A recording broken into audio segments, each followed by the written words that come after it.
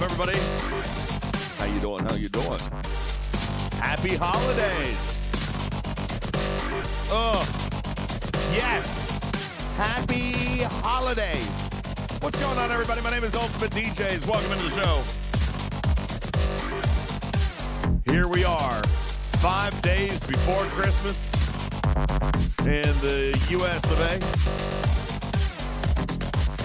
It's cold over here. It's cold, BubbaJoe. Is it cold in your neck of the woods? It's cold over here. Woo, woo. I am cold. Welcome in, everybody. Oh no, I forgot to turn the things on. What are you talking about? Cold. It's still over 60. Oh my gosh, no, it's like 15 over here right now, dude. I'm so cold. Aren't you like 6 miles up or something? Yeah, I do live on a mountain. I do indeed live on a mountain. I mean, that's the thing. Good evening, everybody. Welcome in. My name is UltimatDJz, hitting you guys up for a holiday edition of the Talking Trek Server Sound Off. You guys hit it in the chat. Iron Chef Aloha from Server 14. Holiday greetings from Server 21. And Aquila Hawk and Dorian Gully on Server 13. Thank you, Spectre, on 11. Eyebrow on Server 24. What's up, Drunkendola on 21. Noon Whistle on 29, Game Junior on 30. Shadow Sheep Seasons ratings to you from Server 133. What's up, Daverick? Happy holidays from Server 21. Joker on Server 16. 3 days until your sister's birthday. Happy birthday to you. Wolfwood on 49. Guru Meditation on 42. Johnny 5 on 44. Felonious Squirrel on 9. Tarpy on 70. What's up? Shala on Server 15. Good evening to you. Lieutenant Fire on Server 9. Marias on 195. What's up, Don Zeno? How you doing? Stray Cat. Hello, hello. Papa Smurf, thank you so very much. Doug on 38. Major Sammo on 72. Engineer on 89. Woo! It's Jess Insanity on 74. Odysseus on 11. Lourdes Karen on 49. DC Two Toes on 31, Sergeant Epi on 42, Benny Hills Ghost on 42 as well. Jay Carlo on Server 16, Scaly back from the Outback on 193, Marias on 195. Good evening to you one and all. Welcome into the show. My name is UltimatDJz. Appreciate you guys all being here. Welcome in to all of you. BubbaJoe, how are you? No, my air conditioning is not on. Trust me. It's cold over here, Bubba. All right. How about is the studio on fire? I almost wish that it was. It's not right now. It's not right now, but I'm almost there, okay? Like, I could have just... Oh, I forgot the thingies again. Here, let me turn off all the thingies. Good evening, everybody. Appreciate you guys all being here. You have a problem with the thingies, don't you? Because I don't turn the thingies off on the last show. Like, I should. I should turn them off. Like, when I go off the air on a previous Twitch show, I should turn the thingies off. And then... I'll be ready for the next podcast. But then, like, at the end of the, I forget. Because then that will never happen. No, obviously not. Good evening, Griffin. Welcome in. No, I don't want the doohickeys on. There's no doohickeys. Good evening, Griffin. Welcome in. Happy holidays. You can't show doohickeys on Twitch. You can now. you can now, okay? Thank you for that, Twitch. But, yeah, doohickeys are all available on Twitch now. Karkun is hanging out. Putz is here. Good evening to you. Appreciate it. I'll try to remind you to turn off your thingies. Thank you. Yeah, all the doodads as well. All right. Oh, the doodads too? Ooh, I can do thingies. Right. I don't know about Let me ask a question here real quick. Hyperdrive's saying this. Griffin, we're hearing this more and more here. All right, we're hearing this more and more. That if people are watching on both platforms, that one of them is like drowning out. Hyperdrive says Twitch volume is great. Discord volume is weak. We're hearing that from a lot of people. Is that because there's like 2 different sound drivers going on or something? Because people like BubbaJoe has me just in Discord, and it's fine. I would be concerned if the levels of one panelist were different than another on the different streams. But if one entire stream is a different volume than the other, they have their own volume interfaces and their own apps controlling. So yeah, I don't know what any of that means. I don't know what any of that means. Joker says that I'm a bit softer than everyone else. I'll tell you why. It's because I legitimately am. My voice, so my microphone is potted up like 10 more dB than normal because I actually don't have a voice. Like what you're hearing right now is totally computer-generated Griffin. There is no volume to my voice right now. So I'll turn the panel down and I'll try to turn me up a little bit. But my problem is that I don't have a voice right now. Okay. I will remind everybody that if you do go into Talking Trek Studio and you see all of the panelists listed on the top, you can individually click on them and turn them up or down. That only affects your reception of each panelist. Yeah. So that would be the Discord hack of the day. Raskar says Discord's been a little bit weird here lately. Shut her down. Come on back in. You could do something like that as well. Listen, we want to welcome in all of you. There's 226 people in the live studio audience. Not bad, BubbaJoe. Given the fact that it's so late at night, I've got to figure out this Wednesday thing. I hate this. I hate this Wednesday thing that's happening right now. But we're gonna have to deal with it for a little bit longer. But I do appreciate the live studio audience. We've got announcements to make. Wolfwood says tonight's topic: wave defense and why everyone hates it. Not on this show. Sorry. Not on this show. Actually, BubbaJoe, seriously, why did it just do that? Twitch. You make it so hard to love you. All right, so we just lost our Twitch audience. Are you asking me a technical question about Twitch? We just lost our Twitch audience. No, they went to break automatically all by themselves. Well, we'll get them back here in a minute. What we do need to do is get into our stupid news. We've got announcements that I want to make.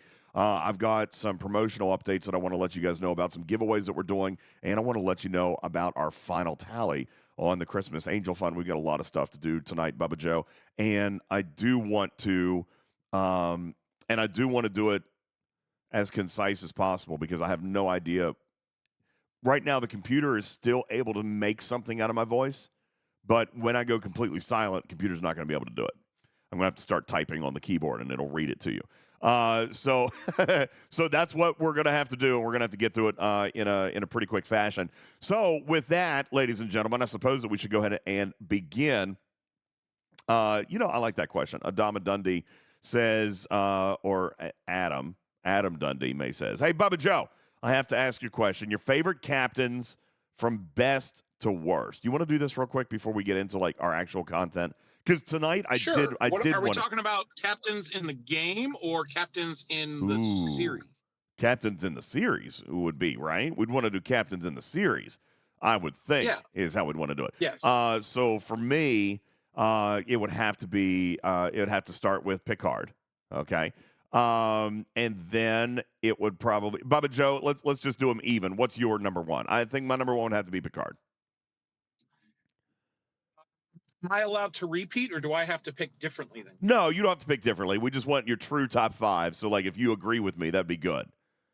Yeah, I think Picard is my number one. We may disagree after this, but I think so. Picard is pretty clearly the 1A. Number two, Janeway for me. Oh, only you guys are playing? Okay. Oh yeah, Karkun, what do you got? I actually have. I wrote a great stupid news joke about captain you. Was my sorry, what? I wrote a great stupid news joke about you. We'll do it here in just a minute. Cool. Yeah, I got a really good one for you. All right, it's about llama poop. Anyway, no, I feel seriously, like I'm gonna laugh. It really is. All right, Karkun, your number one favorite captain in the TV series? Data. When he was captain for the time period and he went on his own orders and did his own thing and saved the day. He was the best captain ever.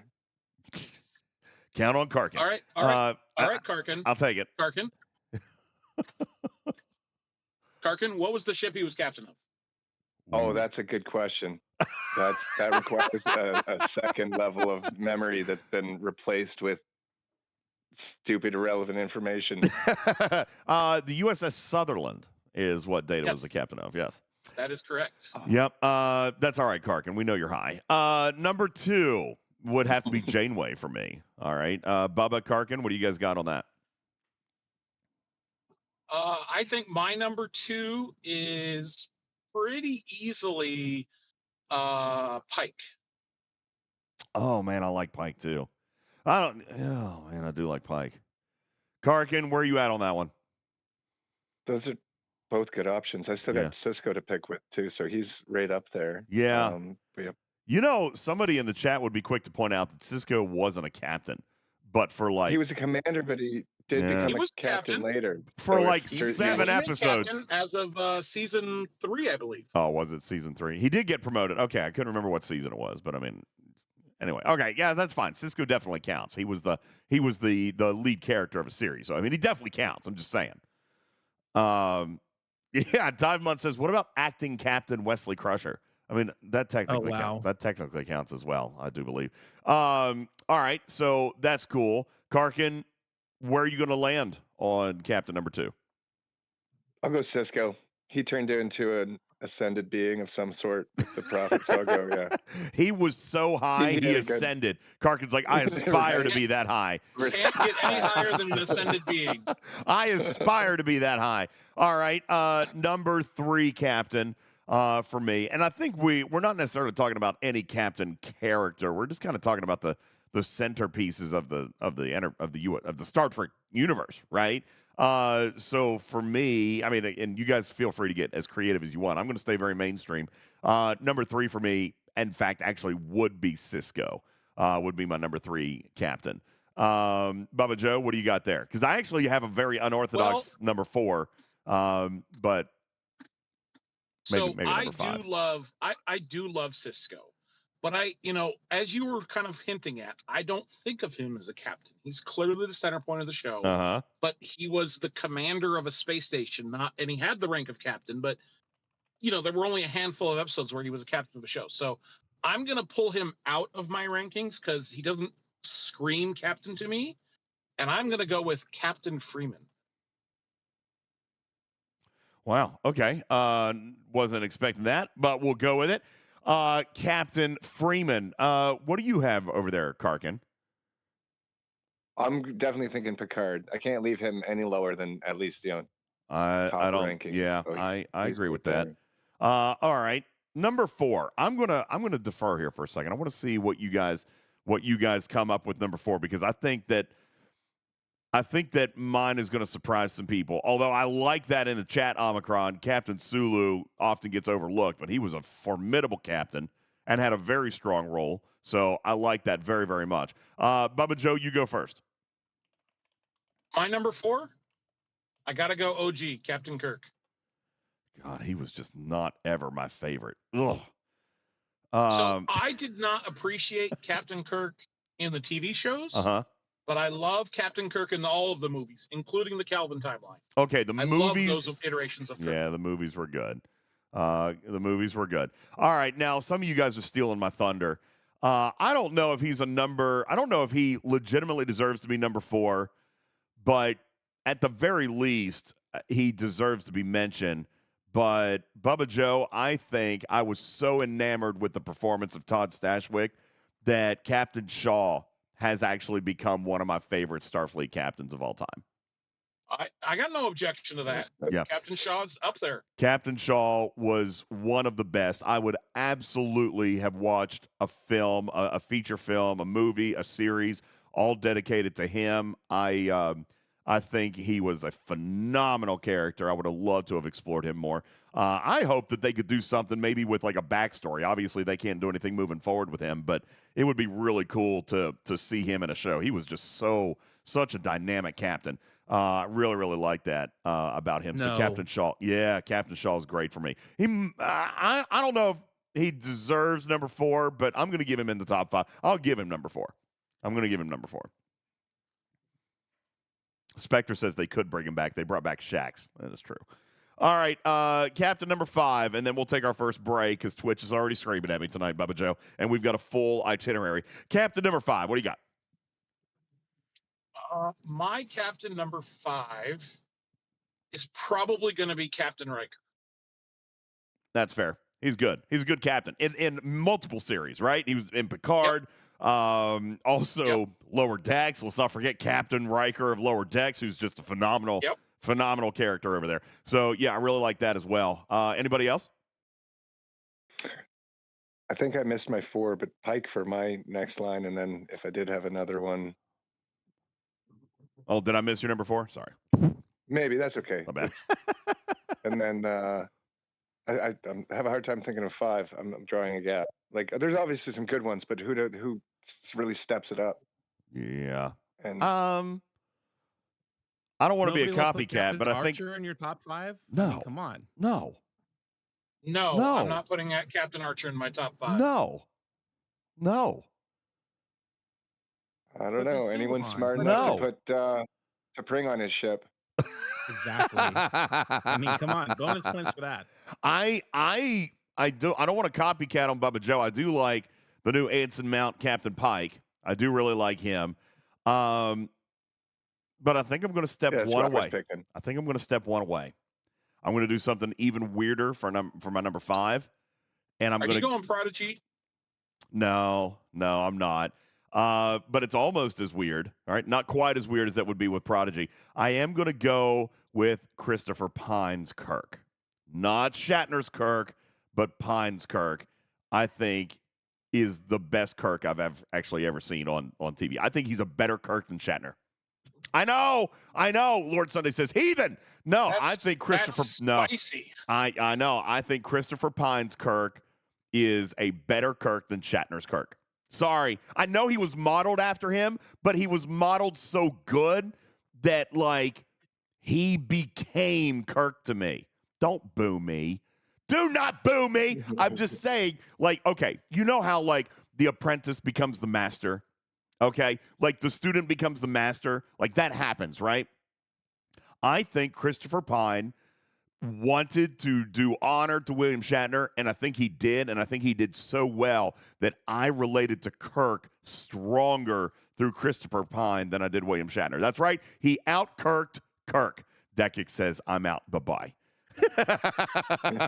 All right. Wildstar says heathen because he can be beat up left and right. No, I think heathen because he did get beat up a lot, but he could also take a lot. He could take a punch, right? He could take like 50 punches. He could keep on going. So anyway, I have an honorable mention, DJ. Hey, Putz, what do you got? Don't you dare go Voyager. Nope, don't do it. No. It may be off-putting for some, but Captain Saru. I literally just said, don't. I said Voyager. That's not what I meant. I meant Discovery. Don't you dare do it. And he, of course, did it. That's what he did. I'm okay with him not saying Voyager because for me, no, like, Sunday. I didn't mean that. Yeah, Disco. I like Janeway was my number 2. All right, love her. Yeah, well, you can sit down for that one. No, see, now, Spectre, I appreciate this, and obviously we got to get into the show. This was a fun opening segment, by the way. Thank you, Adam. Spectre says, you know what? Maybe not necessarily over Shatner, but Christopher Pine's Kirk over Paul Wesley's Kirk any day. Agreed. I'm not a fan of Paul Wesley's Kirk. I'm just not feeling it yet. I think you could get there. I'm just not feeling it. Not really feeling it. Anyway, there you go. I could not agree with that. Really? Like that. You like Paul Wesley? I love his take on Kirk in Strange New Worlds. No, I'm not feeling it yet. Not yet. Not feeling it yet. All right. He's not bad. Let me just say, he's not bad, but it doesn't feel Kirk to me. It doesn't feel Kirky. Kirky. That's the thing. It's probably because they've played up a lot of his intelligence in Strange New Worlds, whereas that was kind of like an afterthought in every other iteration. Yeah, that's fair. I can see that. Well, we were just kind of going through Everywhere It Matters and kind of talking about some of our favorite ranked 1 through 5 Starfleet captains, and then we threw a couple of honorable mentions out there. Then we kind of got on a tangent of all the different versions of Kirk that were out there and so forth and so on. So, yeah, no, it was an interesting, nice opening piece of the show, which really, truthfully, BubbaJoe, kind of suits itself very well to what I want to do here today. So, ladies and gentlemen, we're going to get right into it. Thank you again to all audiences hanging out. We are now up to, golly, look at that, BubbaJoe, over 313 people in our live studio audience. Thank you guys so very much. I'd like to welcome you guys all in. Time for that number to crater. Yes, it is time for the audience to go take a poop and get a drink and maybe make a sandwich because it is indeed time for your stupid news. And as we do that, we'll send the Twitch audience off to a break.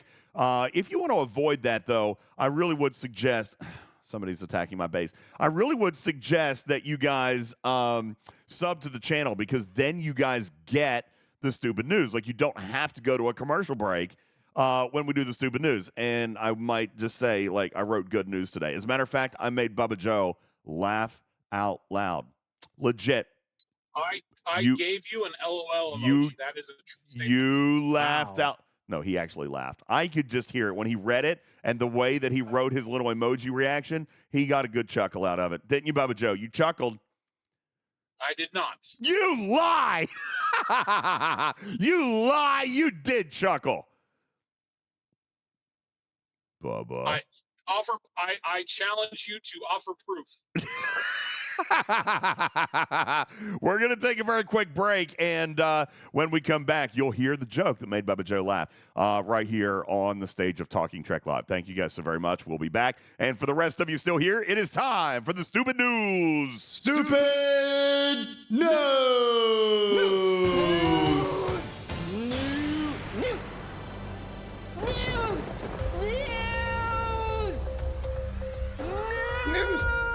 Go ahead, Karkun.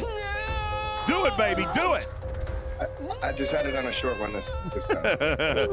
There you go. No, you do not get news in chipmunk voice. That is not happening, nor will it ever. Okay, stop asking. BubbaJoe, this is great news right here today. I've got fantastic news for you. U.S. economist Harry Dent predicts that. By the way, Harry Dent. Does anybody actually catch that? Wasn't there a character in a DC movie? Harvey Dent. Harvey Dent. Harvey. It was Harvey. All right, daggone it. I was getting ready to say, no way this guy's name is actually. Anyway, okay. Harry Dent predicts that a 2024 calendar year, BubbaJoe. Happy New Year, everybody. Harvey Dent, God bless. Harry Dent predicts that 2024 will bring the, quote, biggest economic crash of our lifetime. Mm-hmm. And then he went on to wish everyone a Merry Christmas and a Happy New Year. Yay. Yeah, BubbaJoe, he's saying that next year is going to be the worst. I mean, seriously, what a terrible thing to say 5 days before Christmas. Like, this guy is even worse than people who give socks for Christmas. All right, like, you don't get to say things like that, Harvey Dent, Harry, whatever. Wait a second. I asked for socks for Christmas. Bubba, God, why? That doesn't even deserve a button. Like, stop it with the... Bubba, you asked for socks? Yes. You're so cute. A new report... Here you go, Karkun. A new report says that llama poop has sparked 57% more plant growth in a part of the Andes that was barren and, quote, devoid of all life. To which Karkun inquired, any specific plant or just like, and maybe all of them? You know, I don't know, it's kind of asking for a friend, you know, not, you know. Where can you hook it up? Yeah, who's got a supply of llama poop they want to sell me? Just asking around. Objection, Your Honor. Objection. What is 53% more growth of an area that is devoid of life? So zero growth. How do you get 53% more than zero and say it means something? You know what? That's actually a terrifically excellent question, BubbaJoe. We should email these scientists. Just some amoebas. We should email these scientists and find out what the heck is actually going on over there. Llamas really do, Karkun. They poop all over the place. So much so that people sometimes get them confused with residents of Los Angeles. Hey. All right. Hey, what's up, Griffin? How you doing? Let's see what else we got. Mariah Carey. I have never encountered poop on a Los Angeles road. I cannot say the same for roads in Virginia.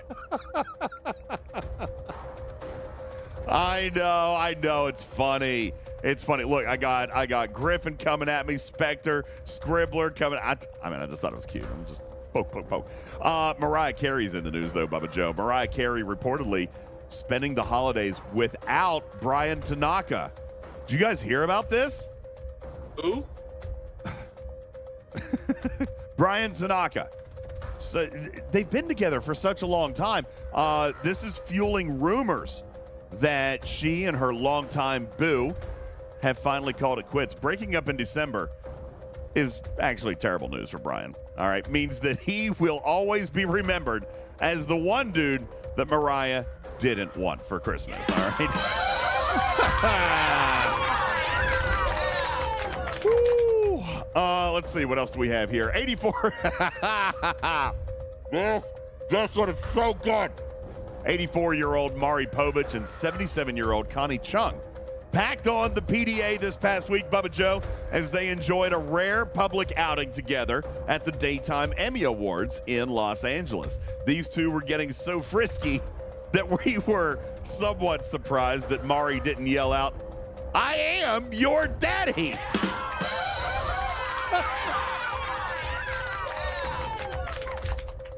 Come on, that had to be funny, right? Oh, come on, Honor! It didn't have to be funny. No, that one did not fall flat. All right, just because you guys don't remember watching Maury on TV, okay? Just because y'all don't remember watching Maury. In fairness, Jeez. Maury is probably more relevant today than Connie Chung, although Connie Chung means more to you and me. True. And both of them are more relevant than Mariah Carey, so we've got that. All right, y'all should have known who this was. All right, let's see. What do we got? I got a Kanye West joke. I could. All right, I'll give you this last one, then we'll go over to sports. Let me see. Fans, if you can call them that, BubbaJoe, are bashing Kanye West's latest Yeezy shoe design, the new release, over its uncanny resemblance to socks. Maybe you would like them, BubbaJoe. You were just talking about you wanted socks. Oh my God, somebody's got to buy BubbaJoe's Kanye West new socks. Somebody, please.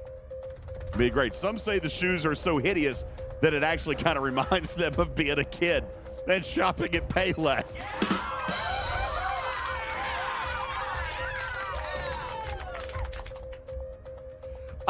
All my shoes came from Payless. I know, that's a terrible joke because I got my shoes. There's a Payless down the road. I still shop at Payless. Who wrote this terrible, insulting joke? I haven't been able to buy shoes at Payless for about 30 years. Maybe 35. West announced that the pair of travel-friendly shoes is now on pre-sale for $200. It's somehow an even bigger waste of money than purchasing Kanye's newest album. There, ladies and gentlemen, it's your stupid news. Oh, that sound can only mean one thing, BubbaJoe. Oh.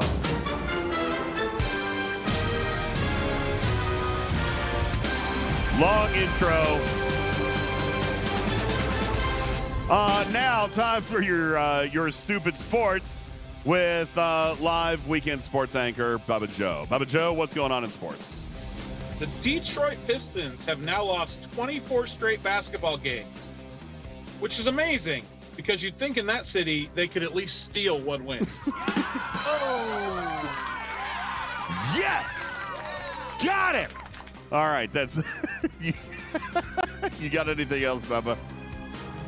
A Cincinnati resident celebrated their 105th birthday by drinking Fireball whiskey and watching a Packers game, which is incredible because you'd think she'd need something way stronger to make it through a Packers game. Thank you.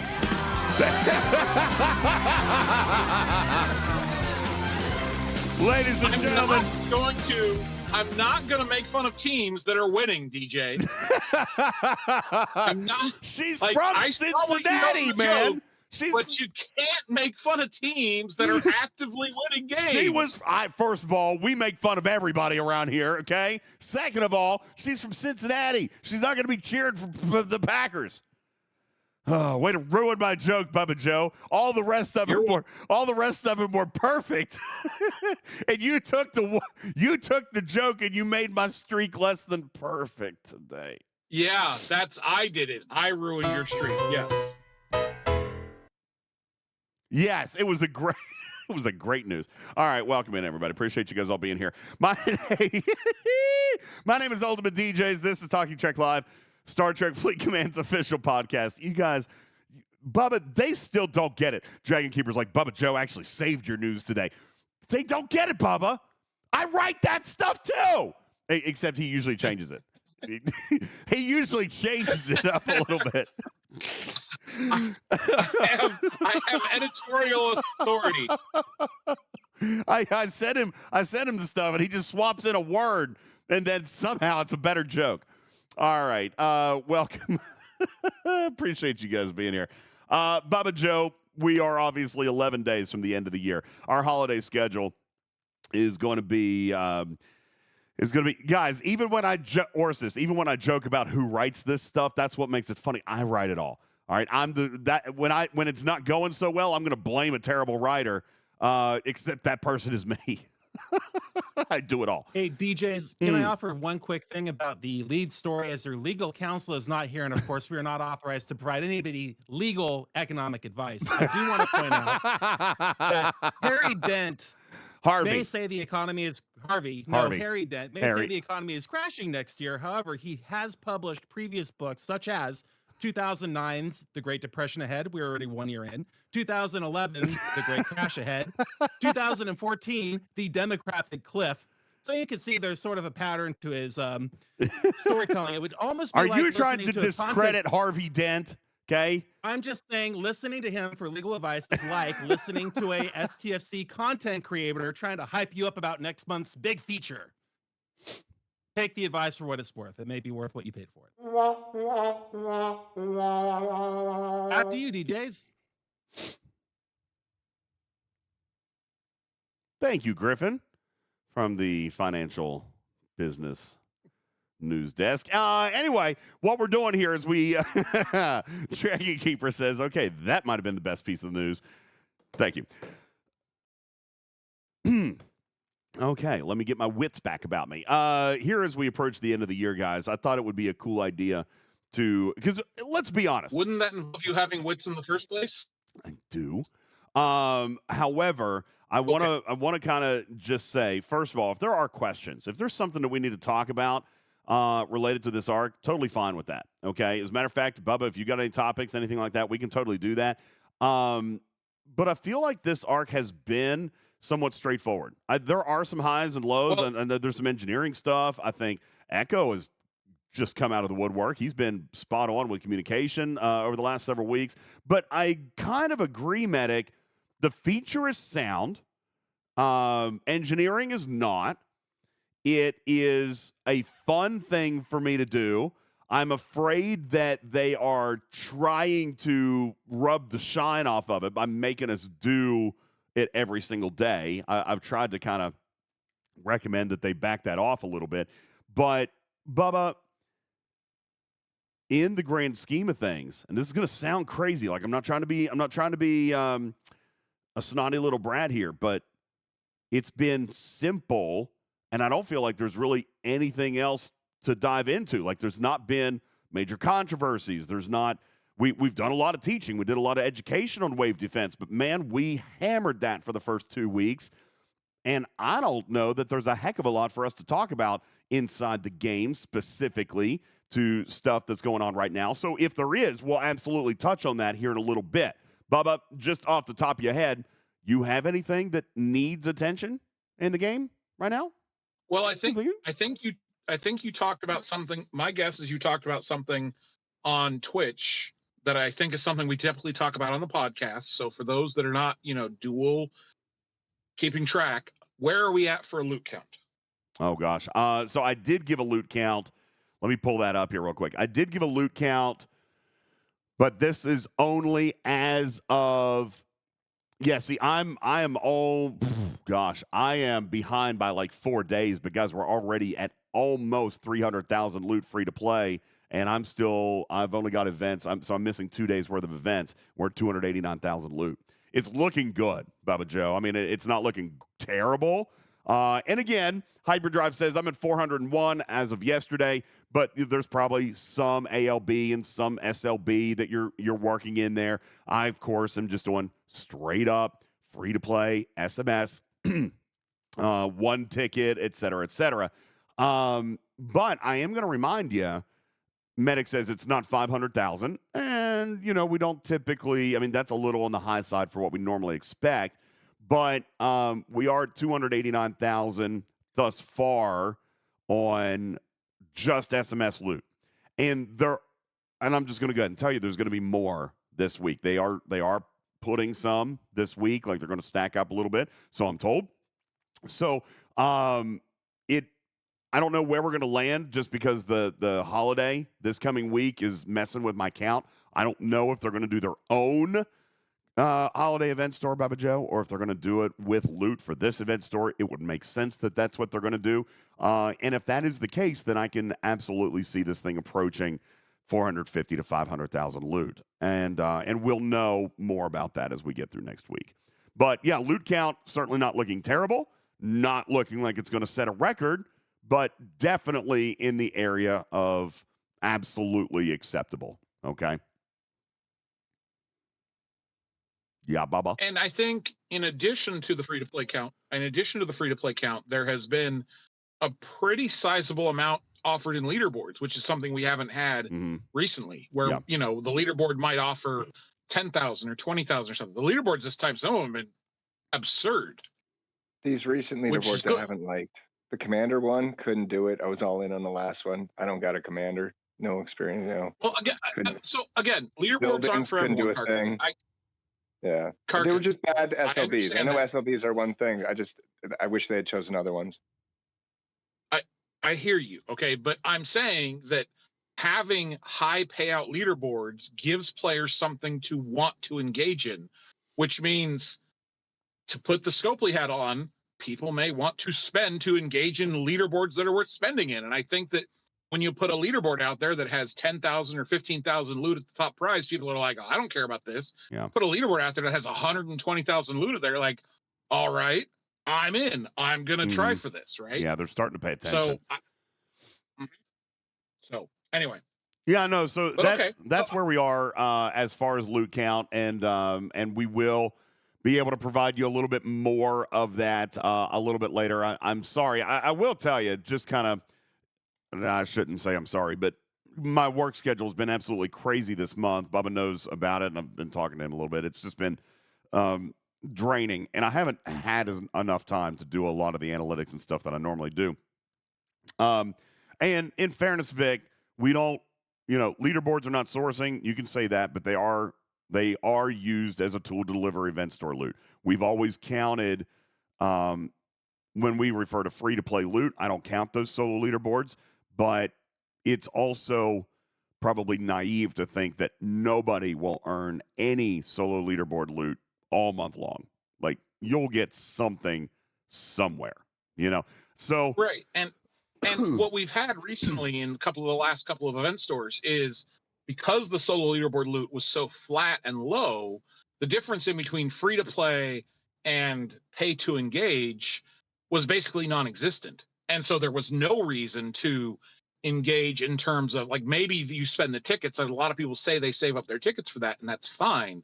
But there was basically no reason to engage in the events with any sort of effort, because the difference in between coasting your way through or not spending anything and, you know, spending whatever you could to try and win some of those leaderboards was never worth their while. So, like, from a Scopely perspective of wanting to get people to engage and spend, whether it be on fleet commander stuff or the building stuff before that, like, they're finally like, all right, players are wanting to engage in this now because they want to spend on this because we've put up a reasonable, valuable reward. And yes, maybe winning it is out of your reach because spenders have the advantage, but maybe 25th isn't, maybe 50th isn't, like, maybe, you know, whatever, you are going to probably be able to get some available loot even if you didn't spend anything, because unless you've been spending these resources along the way. I heard lots of people talk about, I haven't levered up my treasury in months, maybe longer than that. Waiting for an event for it. Yeah.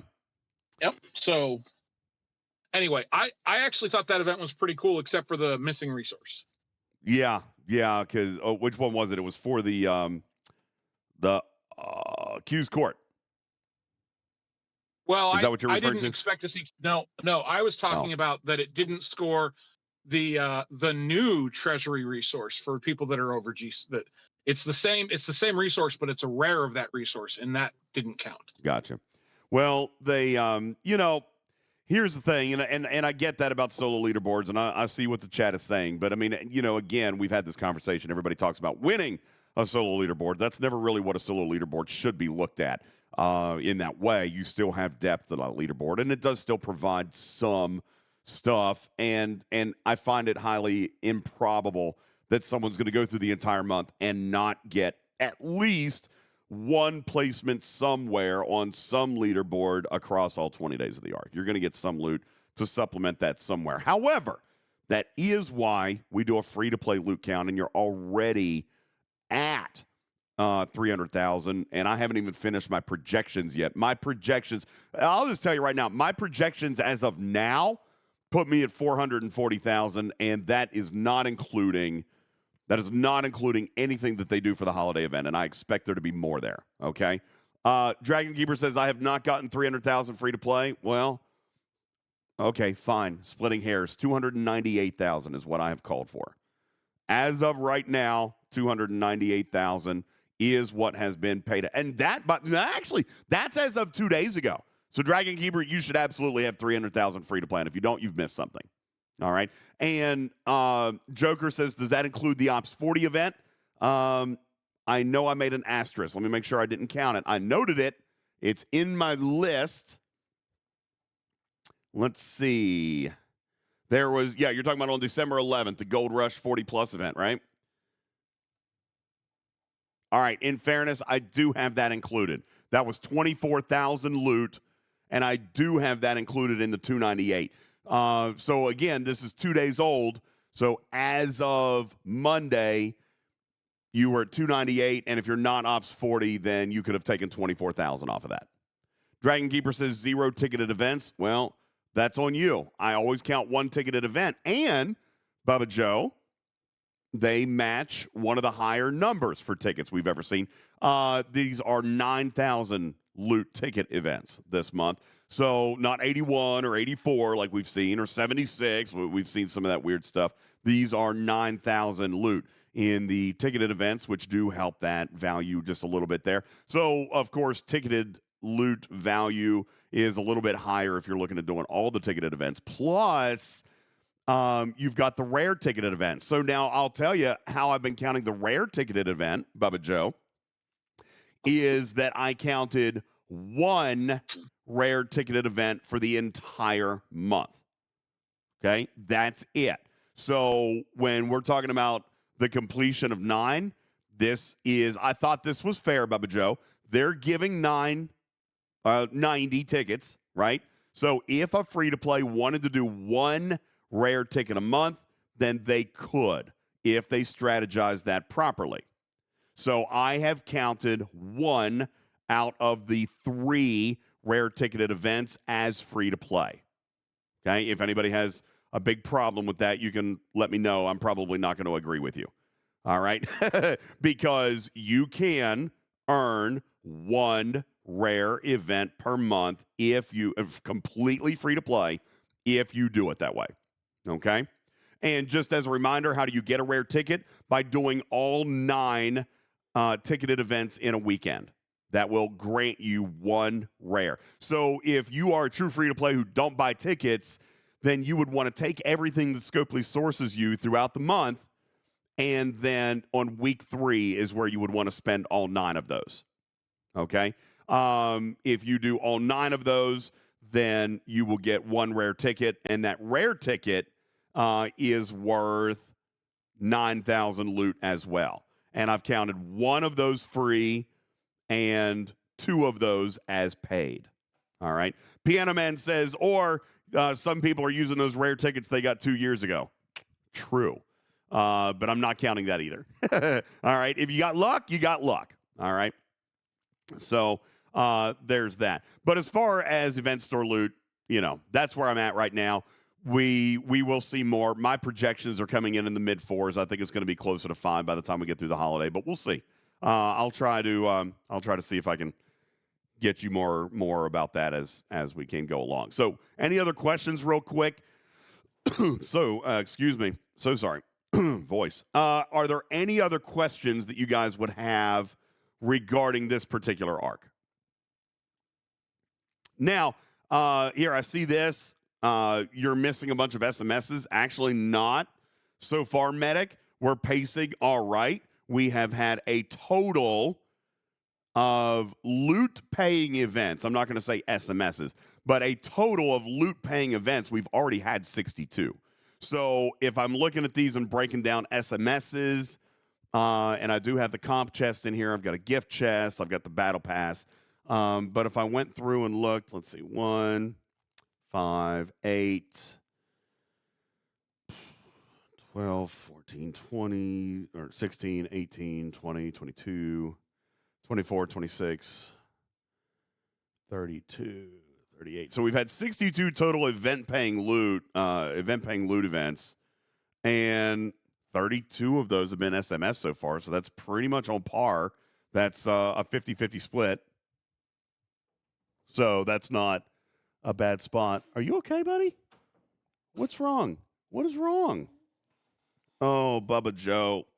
BubbaJoe. So one of the reasons that I got a late start today is that Oliver's still not doing well? Oliver is not doing well, and I put him to bed, and now he's out here. He walked across the driveway, BubbaJoe, with no shoes and no shirt, and it's 15 degrees outside. Are you all right, buddy? What's wrong? Is your headache still hurting? Oh, God. Bubba, I'm going to have to go take care of this boy. I tried to do a show. So here's the deal, guys. I delayed the show a little bit tonight because Oliver has a fever. Oliver is sick, and I tried to get him down into the bed and get him to sleep before I came out to do the show. And I had a show planned, but if he needs me to go inside, we're going to have to go inside because he is not feeling well. Look at that face. Can you guys see that face? That is not a happy baby's face. Are you okay, buddy? No. All right. Well, Bubba, why don't you, here's what I wanted to do. You know what? I have an idea. BubbaJoe, are you still in your car? Do you want us to recap? On my way home. You're on your way home. So here's what I'm going to do. Griffin, are you able to help drive here a little bit too? Sure. All right. So here's one of the things that I wanted to do, and I'm just going to throw up a graphic on the screen here in a second, but because I'm going to go inside and I'll probably be gone for a few minutes, and let me try to take care of him, and then I'll come back out. But I'm going to send you my show notes, Griffin, because one of the things that I wanted to do tonight, and this is going to be an opportunity for us to just dive straight into it, BubbaJoe, were hits and misses. All right, for this year. I wanted to review everything that we had done this year and kind of look back on the content, the quality of life, the features, and the stuff that broke, the terrible launches, Forbidden Tech, and things like that. So I wanted to look at the entire year and just talk about some of the best and the worst stuff that happened.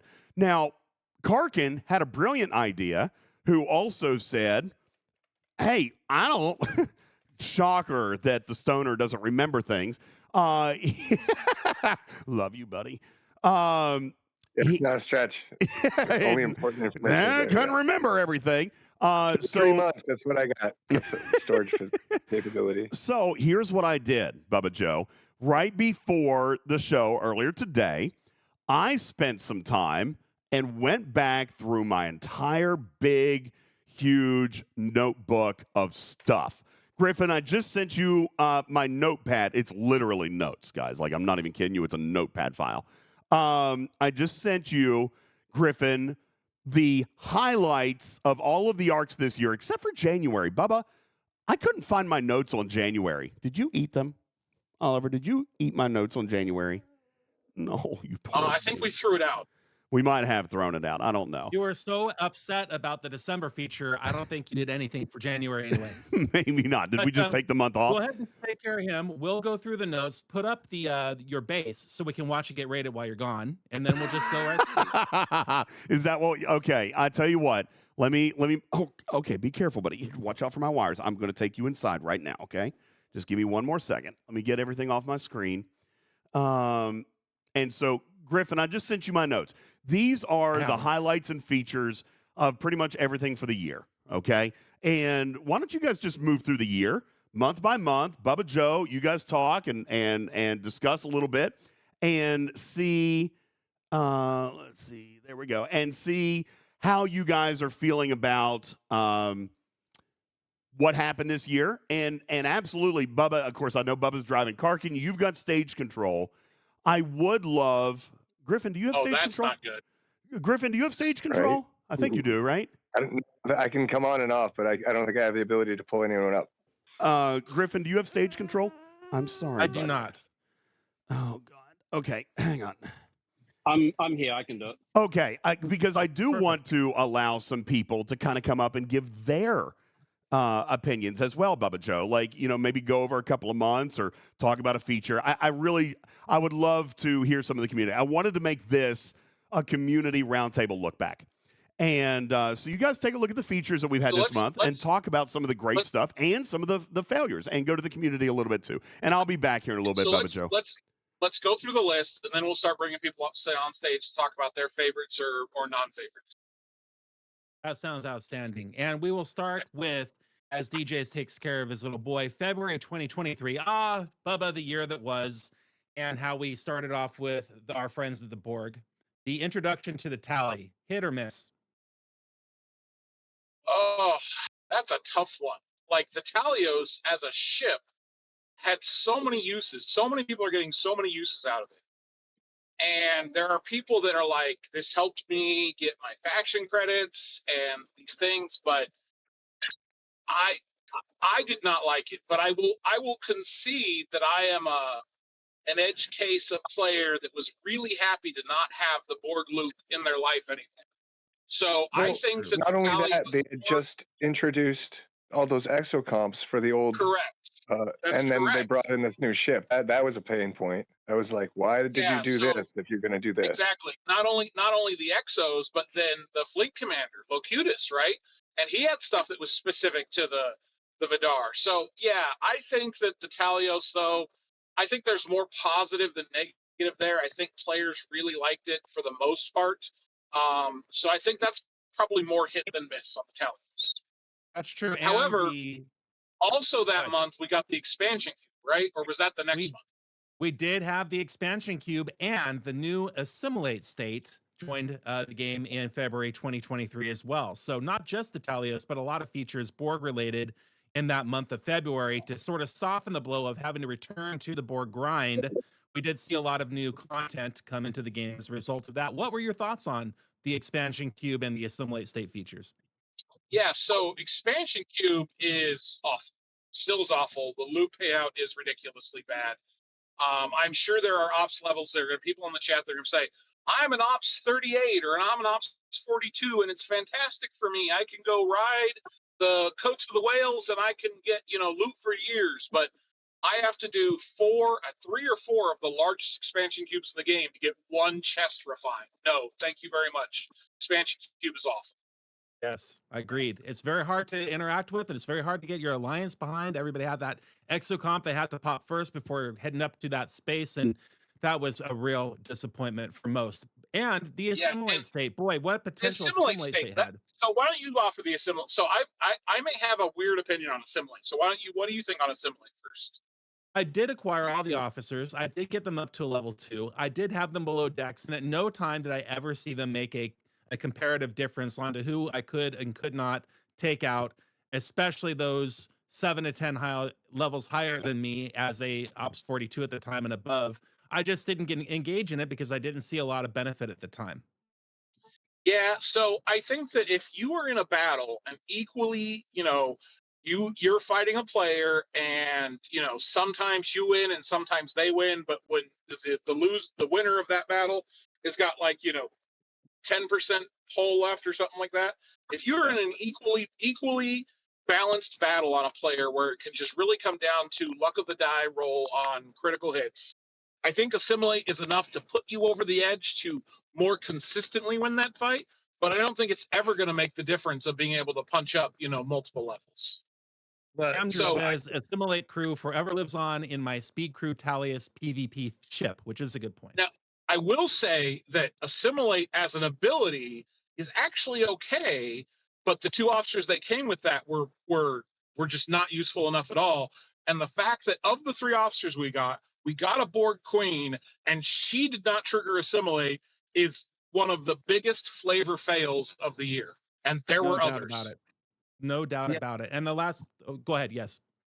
I got to tell you, the assimilate versus non-assimilate, it's like a penny, right? Like a penny is supposed to be a 50-50 flip, but because of the engravings on the different sides, they're statistically, and I don't know which side it is, but one is like, Heads. 49.998 or something like that.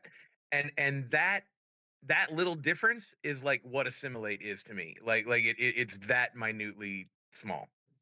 That's my Well, and I opinion as think well. that additionally, so we probably talk about this for a lot, but I think that assimilate also is hurt by the fact that it never triggers in round one. And even before we got to Freeman, PvP battles were shrinking as new features were being introduced. And so since it never triggers in round one and the battle might be over in round 2 or 3, maybe not always, but battles were shrinking all this year. And the fact that it never triggers in round one makes finding that effect very difficult. In fact, next to nothing. The last thing I'll say about February, Susi pointed out a few moments ago, is that this was, from a milestone standpoint, one of the first real peeks behind the curtain that Scopely gave us in the year. And that's that the content creating community all were very adamant about how important the Talios was and how important the Vidar was and how we've all hit the Vidar. And our friends at Scopely said, wait a minute, 94% of all of our players haven't even maxed the Vidar yet. So I found that to be very interesting as well. 6%er. Yeah, exactly. that knocked my socks off too, because the Talios was such an important ship at the time. Well, moving but on what's to March. interesting, so let's just can we talk about that for just one more second? So Sure. The reason is that players didn't need to. They could reallocate those resources into something else. There was no need to max it. And I'm still not sure there's a reason to max the Talios. And of course, you have to be a certain ops level, which a lot of players are not. But, even once you get to that ops level, you may not need to max it because you're like, this doesn't really give me anything maxing it. Now, the Talios gets very big in those last couple of tiers. So I'm going to tell people it's worth maxing, but the Vidar wasn't. The Vidar was pretty steady linear growth. So the difference between tier 8 and tier 9 wasn't drastic, and you weren't gaining that much in power. So why would you go through the effort of doing it? And I think that they've started to learn, both with the Talios and the Defiant and other ships that have this big uptick at the end, to justify those increases in costs. I think that that's something that players are going to have to look at. Do I want to engage in this loop to the end, or am I satisfied partway through? Exactly what they did to us with the Mantis. But that was February, BubbaJoe. Now we're moving on to March. And Bubba, Putz, Karkun, I don't know about you, but March might be one of my favorite months of the year, if not, because the big feature that came out in March of 23 was the huge time saver, the loop combiner, the screen time killer, which was the freebooters and the Borg loop, as well as the mess hall in March of 2023. Bubba, wasn't that freebooter time saver one of the best things that's ever happened in this game? You want to come to me first on that? So I think from a player perspective, players loved the freebooter. I think from a game design, game balance, making the game better perspective, I think the freebooters were a gigantic miss. Now, is it easier to do your dailies with the freebooters? Absolutely. But you know what else freebooters did?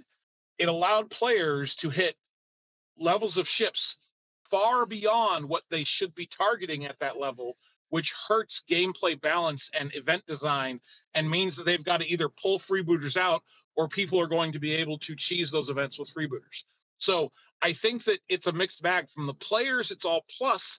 From a game design perspective, because they undershot freebooters so badly, they're actually really bad for the game. Wasn't Dominion Space already out at that point? Yes. Yeah.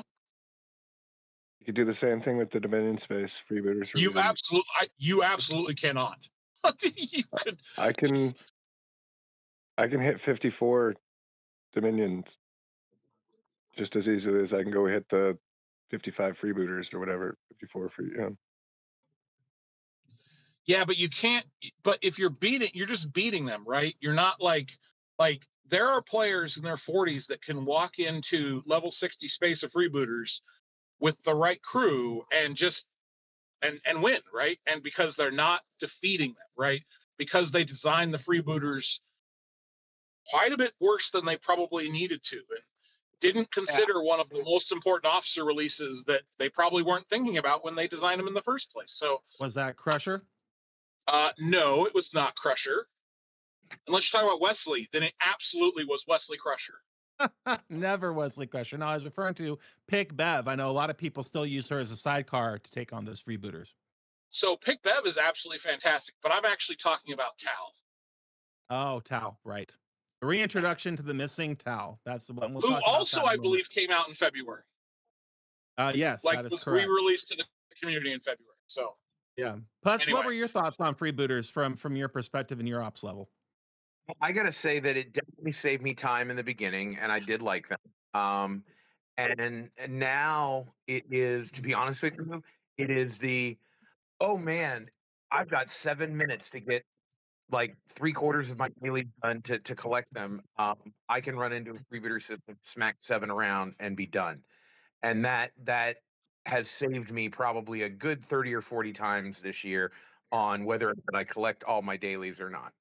So for that, it's a godsend. I agree with Bubba.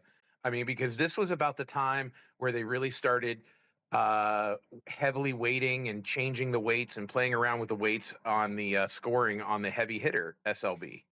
And I still don't think that they have those right, because there's now even, now once we get into Voyager, then those hostiles are, they're not messed up. They're just not weighted correctly on that scoring. But no, the heavy hitters, I tremendously love them. Right now I'm taking my Valdor T7 into the 53 system, 54 system, and I can hit 14 before I die. So yeah. Definitely a good feature from that standpoint. Karkun, if you're with us, what about the Borg research tree that they threw in the game? Anything meaningful there for you that made that a hit? For me, that was a hit. Well, aside from the whole swarm and things tied in with the actual killing the freebooters, it's almost like a lot of growth and quality of life, or like efficiency increases, health, but it's the same thing as not making us pay for our upgrades. But Yeah, I can see your point there. I really liked what happened with the like paying for Romulan your quality of life communication. improvements, like them putting the prime on the disco that we'll talk about later. Yeah, I really like the fact that they gave us efficiencies that didn't cost the darn mats that we were trying to be efficient with. What a concept, right? So yeah, no, And freebooter research is good. I never had a problem with that. It's always been, and I'm to the point where I can start buying some of my Borg charged nanos, or the Borg nanites, to make charged from the Borg store. Yeah, that faction store was really fantastic in terms of a catch-up mechanism for many of us who needed extra help with that action loop, the Stella loop. I mean, there's a lot of really good stuff in there. So the last thing that came in was the mess hall, and that was our first iteration of a building feature added to the game in 2023. The mess hall is still something that many of us haven't even completely maxed, because it requires leveling up officers that we know that we're never going to use. Do you guys consider the mess hall at its core to be a hit or a miss? I love my mess hall. Do you? I love that I almost have a building at 69. I'm close. and there it So shall close. stay in perpetuity, right? Well, I might not be able to get any officers past it, like another level up past them. I'm at my point, and I'm just keep pushing on. I got like you said, I'm leveling up officers that should never have been leveled in the first place, just out of cost expediency. Like some of those old common ones or new common ones, like the TNG crew. I didn't think I was ever gonna level those commons to max, like Yeah, I had with the initial guys. If you have a Max Saru, then you love your mess hall.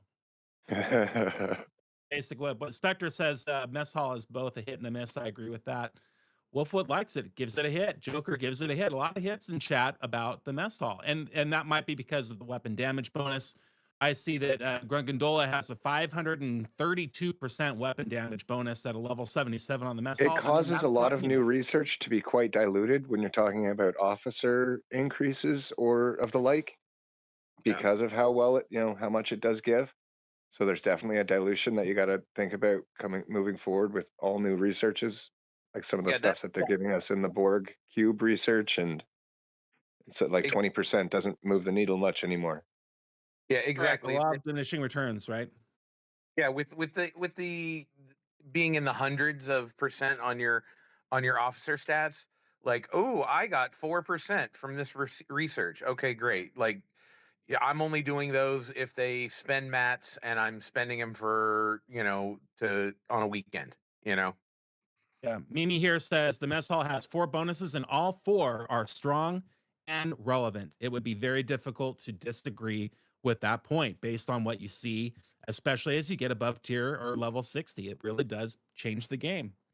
Moving on to April of 2023, from my favorite month to maybe my worst month based on the epic, for me, disappointment of the main feature. Yes. We got to stop here, and I have to reiterate that March, no matter what, is an epic 1000% fail because of my darn treasury. Because you're darn what? My treasury never populated. They never fixed it, and I went another 3 months until I unlocked Hue because I couldn't get the 20 shards of Hue, and I was 19 away from unlocking. So, oh no, boy, you're holding on to that. You got to let that go, man. Old Lang Syne. Nope. It's an epic. It will be the worst month. There was no compensation given to any of the affected. Nope, not at all. The compensation for it was better than the compensation that I got for the Mantis, which was also absolutely nothing. But that's a story for another time. We can hold on to our like things. I missed something spicy. What was that? Oh, we were just talking about March and how great March was. And before we moved on to April, Putz reminded us of what happened to his treasury in March and how he was locked out of his treasury and did not get his Hue unlocked as a result of that. Oh, yeah. Mm-hmm. Yeah, the great treasury debacle of March 2023. Bubba, we're moving on to April, which I said went from one of my favorite months to my least favorite based on the ship feature that was introduced in April, which was the Titan A. BubbaJoe, the Titan A, hit or miss, and why? That is a good question. Right away, a hit because it's a Titan A. It's Canadian. A. Hey. Hey. Can I be in the middle on the Titan A?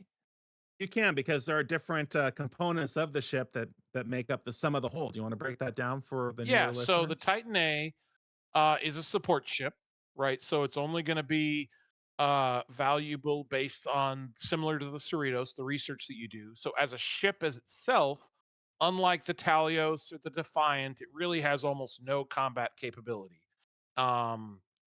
So it had the ability to do 2 different types of boosts, which I think fell really flat. Like the one that you really want to do costs an arm and a leg, and the other one doesn't hardly do much at all. And I think that like they made this distinction and it wasn't really necessary. Like a support ship that has these modes and is difficult to give, because when it launched, it was really bad as far as which ships it was giving the boost to. So yeah, no, I think that there's, now I will say the only good thing was the Titan group aspect. Without the that Titan it could hit so many. Sorry, Karkun. Without the Titan A, there's some features that they've introduced that would have been very difficult to complete because it actually introduced shield recycling that worked, unlike the Cerritos that has the ability but doesn't ever work. So that's a plus because that's something that people have wanted and been trying to get for a while. But I think that there's a lot about the Titan A that just like its execution and usefulness.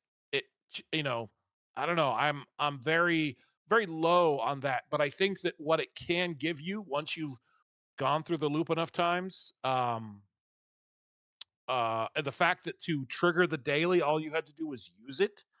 But if you did the daily, then you weren't saving up for the usefulness of the Titan A. So it was kind of again, it was a catch-22. If I want to use the Titan A, I have to give up daily capabilities of it.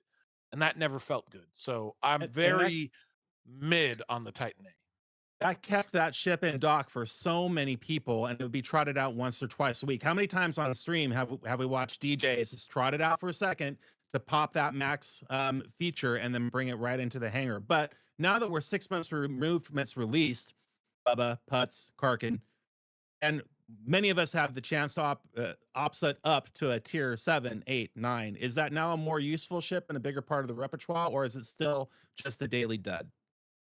I will tell you this. I will tell you this. I can sum up the Titan for me in maybe 1 or 2 sentences.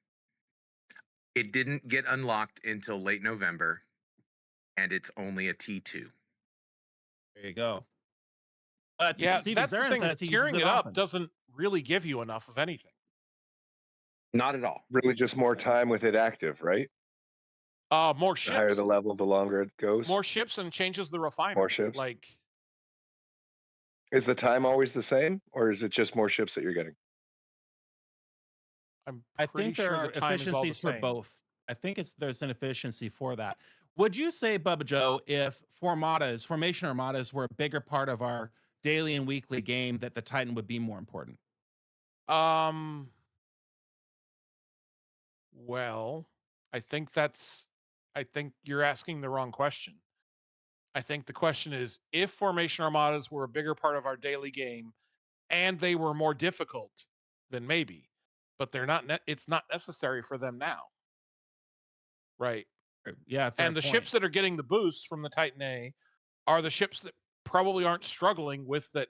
I mean, is there a case to be made that if you took a bunch of mid-tier, mid-40s players and they got the boost, and that gave this group of lower level players enough to go over the top, then sure. But when you have 50s or 60s and 40s and 30s all coming to the same formation armada, and the ones that get the boost are the highest level players that probably don't need it, like that, it's a support ship that in a group setting has it's doing the wrong support. It's not doing what you want it to do. And then the stuff that they put in there for anti-Mantis was a complete miss. Like, yeah, that was a huge miss. Yeah. Yeah. So now Papa's first puts in the chat is 100% correct. Finally, rare skill point sourcing. 100% agree. That is fantastic. We absolutely needed that. And that's why people wanted to do the dailies, right? They were forced to want to do the dailies to get the rare skill points, which meant that they weren't able to actually use the ship in a meaningful way. Hey, Exactly. Bubba, And but I got a question. Would you say that barring the Voyager, as long as you had a properly crewed ship that could get to the system for a formation armada, that if you filled all 3 legs with 4 ships properly crewed, that would be enough? Yes. Yeah. If your combat ships could reach the formation armada, you were able to defeat the formation armada without boosts. Yeah, exactly. That's where I was thinking too. And we are about to move into our commercial break, ladies and gentlemen. But one more thing that was released in April, before we do so, that we definitely should discuss is the addition of the Fleet Commander 7 of 9 to the game. She had a promising ability to boost many of our solo armadas and a number of other things. BubbaJoe, were you excited for what 7 of 9 brought into the game? Did she ever find her way into a Fleet Commander slot for you, or was she a miss? I was so excited to get 7 of 9's skill point efficiency, and then I saw the cost they put on her, and she was a complete miss. In fact, the only skill points I've spent on 7 of 9 are her always-on abilities. I have invested 0 other skill points into her. She was such a miss. And a disappointing one at that, too, because a lot of the features did sound good, but boy, the costs associated were not great. Putz, Karkun, any thoughts on 7 of 9 before we take our break? And 7 of 9 Commander? Who's that? Yeah, oh, okay. Well, there you go. 7 of who? For free to play, say 99.9% of us still haven't gotten to Fleet Commander level or level 40 for our command center, so we can't house even a second one. So what's a third or a fourth, or who cares at this point? Recently got my Spock. That's about it. Well, and the free to play sourcing for 7 of 9 is basically just the Borg event and incursions, right? So you would have had to go hyper focused on just 7 of 9 to get her unlocked. Yeah, which is perfectly fine, because we only have 1 fleet commander slot. Maybe by March we'll have the second one. You never know.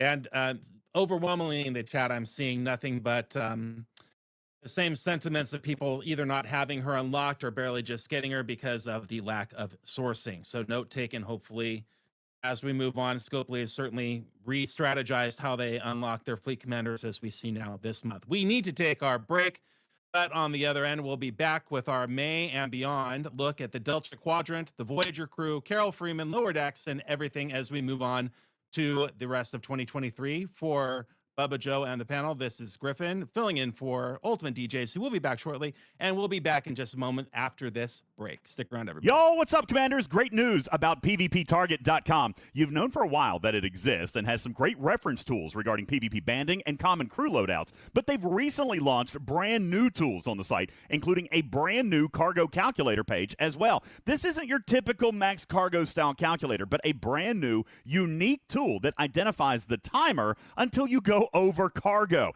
The game timer might tell you how long to zero the node, but how long until your miner is at risk? You can find out now by using the brand spanking new cargo calculator at PvPtarget.com. Today's show brought to you in part by the Musgrove Trial Firm in Georgia. Have you suffered personal injury in Georgia? You need a buddy. Give Buddy at the Musgrove Trial Firm a call, 678-226-1994. Visit them online at musgrovetrialfirm.com. This program is made possible in part by a grant from Strolling Hostess Twinkies, cute little cupcakes you can pick up on street corners everywhere. Hey, Greg, you want to help me read a few of these letters to Santa? Where's Santa anyways? Let me guess, watching Taylor Swift videos on YouTube again? And I thought Travis Kelce was America's #1 Swiftie. Seriously, the big guy's getting borderline stalkerish. I just hope Rudolph can guide him away from her house this year. Here's a card from Britney Spears. It just has a link to an Instagram video of her dancing around in her underwear. Throw that away before Mrs. Claus sees it. Oh, here's one from Hunter Biden. He's asking for a white Christmas. I don't think Santa brings the white Christmas he's looking for. Check out this one from Donald Trump. What's he want? Nothing. All he said was Santa's a big loser, quite possibly the biggest loser I've ever seen. Ouch. No spray tan gift card for him this year. And now we present The Night Before Christmas by President Joe Biden. 'Twas the night before Christmas when in the West Wing they found more white powder, said it's from my offspring. But Hunter is innocent, he didn't get high, and he didn't give 10% to the big guy. There's children all playing who don't have a care until I walk by and start sniffing their hair. Now Dr. Jill, who's my wife and my very best friend, keeps me stocked really well with vitamins and Depends. When I have an accident back there, it's an immediate matter, especially at conferences when everyone scatters. Away from the stage, I move like a slug, then trip and fall over just like a big lug. When I trip, the Secret Service are always right there to attempt to catch me when I fall up the stairs. And as I keep stumbling and bumbling around, you know I'm close by because you'll hear this sound. I'm a pretty old man who's sleepy and tired, and I bet by next year I'll be hearing, "You're fired." Merry Easter, America. Oh, driving outside is scary. This time of year it gets so hairy. Hope my car won't need a tow. Please don't snow, please don't snow, please don't snow. Now I'm gonna get stuck with in-laws. Need to drink a pack of White Claws. Hope this weather will let me go. Please don't snow, please don't snow, please don't snow. Want to finally hit the road. How I love getting back to my bed. But now the traffic's jammed and slow. All the way home filled with dread. This winter storm is now a big thing. And this month makes me long for the spring. I just hate this cold weather so. Please don't snow, please don't snow, please don't snow.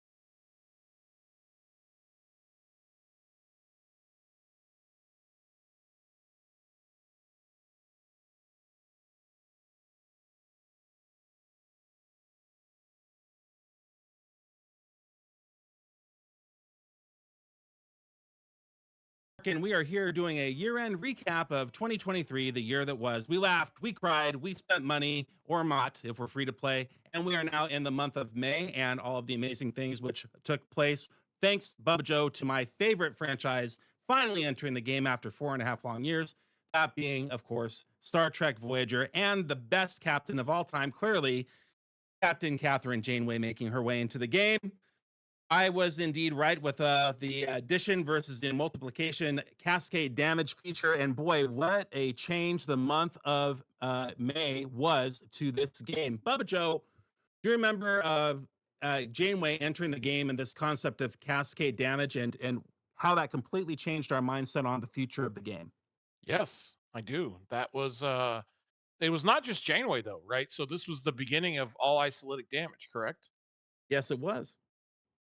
And so this net multiplier of, of isolytic damage being on top of all your other bonuses, absolutely like this game altering ability that is still having far reaching ramifications today. Callbacks to it even last month with Data and his bridge ability and cascade damage and the like, definitely changing how we strategize and how we bridge crew our officers. Not necessarily in PvP, obviously. We all know what we're doing there, but in PvE and our different PvE crews. The Delta Quadrant. Was that a hit or a miss? Did we all like the way that they unveiled it one section at a time and had the rest under this giant fog and cloud and not knowing what was coming next? I thought that was kind of cool. I didn't participate in that, being that I didn't get Voyager for months after. So, no, it was all open by the time I got up there. Oh, really? Well, the Voyager sourcing, we took a step back from what we saw at the beginning of the year at the Talios, and there was, of course, a pay to unlock early feature, but the Voyager was unlockable, Bubba, by the second month, was it not? I recall there being wasn't there a 100-day? It's a 100-day cycle, wasn't it? It was 92 days, I think is where I landed at. But yeah, it was a 3-month from the start of that month. Yep. But with the month of May, that intro to the Delta Quadrant, we saw a lot of artifacts added and the advent of the formation Armadas, the uncommon version. The rare would, of course, come later, but the way formation Armadas changed the game and allowed for 12 players to participate essentially in one Armada instead of 6 or 7, and the ability to run for multiple alliances instead of only your own alliance was a feature Scopely really seemed very proud of and excited to release into the game. I kind of have mixed feelings on Formation Armadas as a whole in terms of what they offered for sourcing, but challenges that they brought along in terms of coordination. Was Formation Armadas a hit or a miss in 2023? Are we talking in general or specifically to this month? Let's talk about it in general. We're here in December and we have a good look back now of 7 months. So what are your thoughts as we sit here today? So I think that Formation Armadas were I think the idea of Formation Armadas is good. I think that the coordination required within the game, which is already coming out in the latest feature, which I think universally love, is difficult, right? You're going back and forth. Do I have the right amount of power here versus there?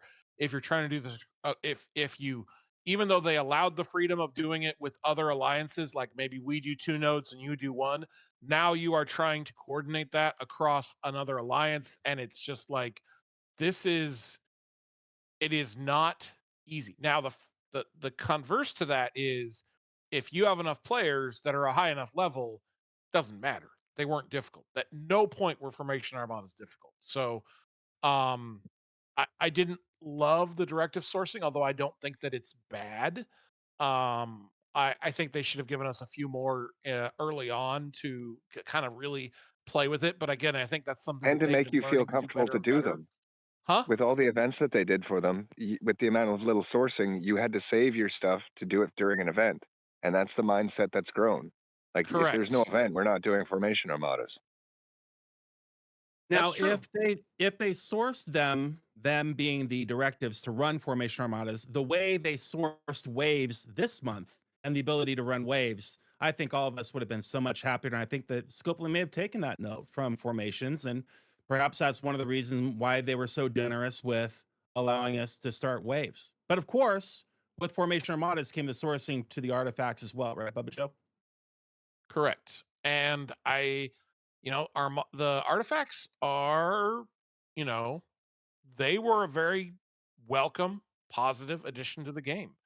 I think that there are a few people that have, through engagement only, been able to max the artifacts. I think it is something that has that people have been able to focus in on an artifact that they wanted at the expense of others, or just kind of broadly get as many as they want. I think that that's actually a really positive change to the game, is the artifacts, and I think that the sourcing from the formation armadas of artifacts was good. And I think that you're right. I think that the fact that the starts are a little bit more restrictive. I think that players are definitely, I'm seeing a lot in the chat that they're very upset with that. But I think that the rewards you got from them are unparalleled better for a group activity. Like, there's nothing else in the game as a group activity that gives you better rewards.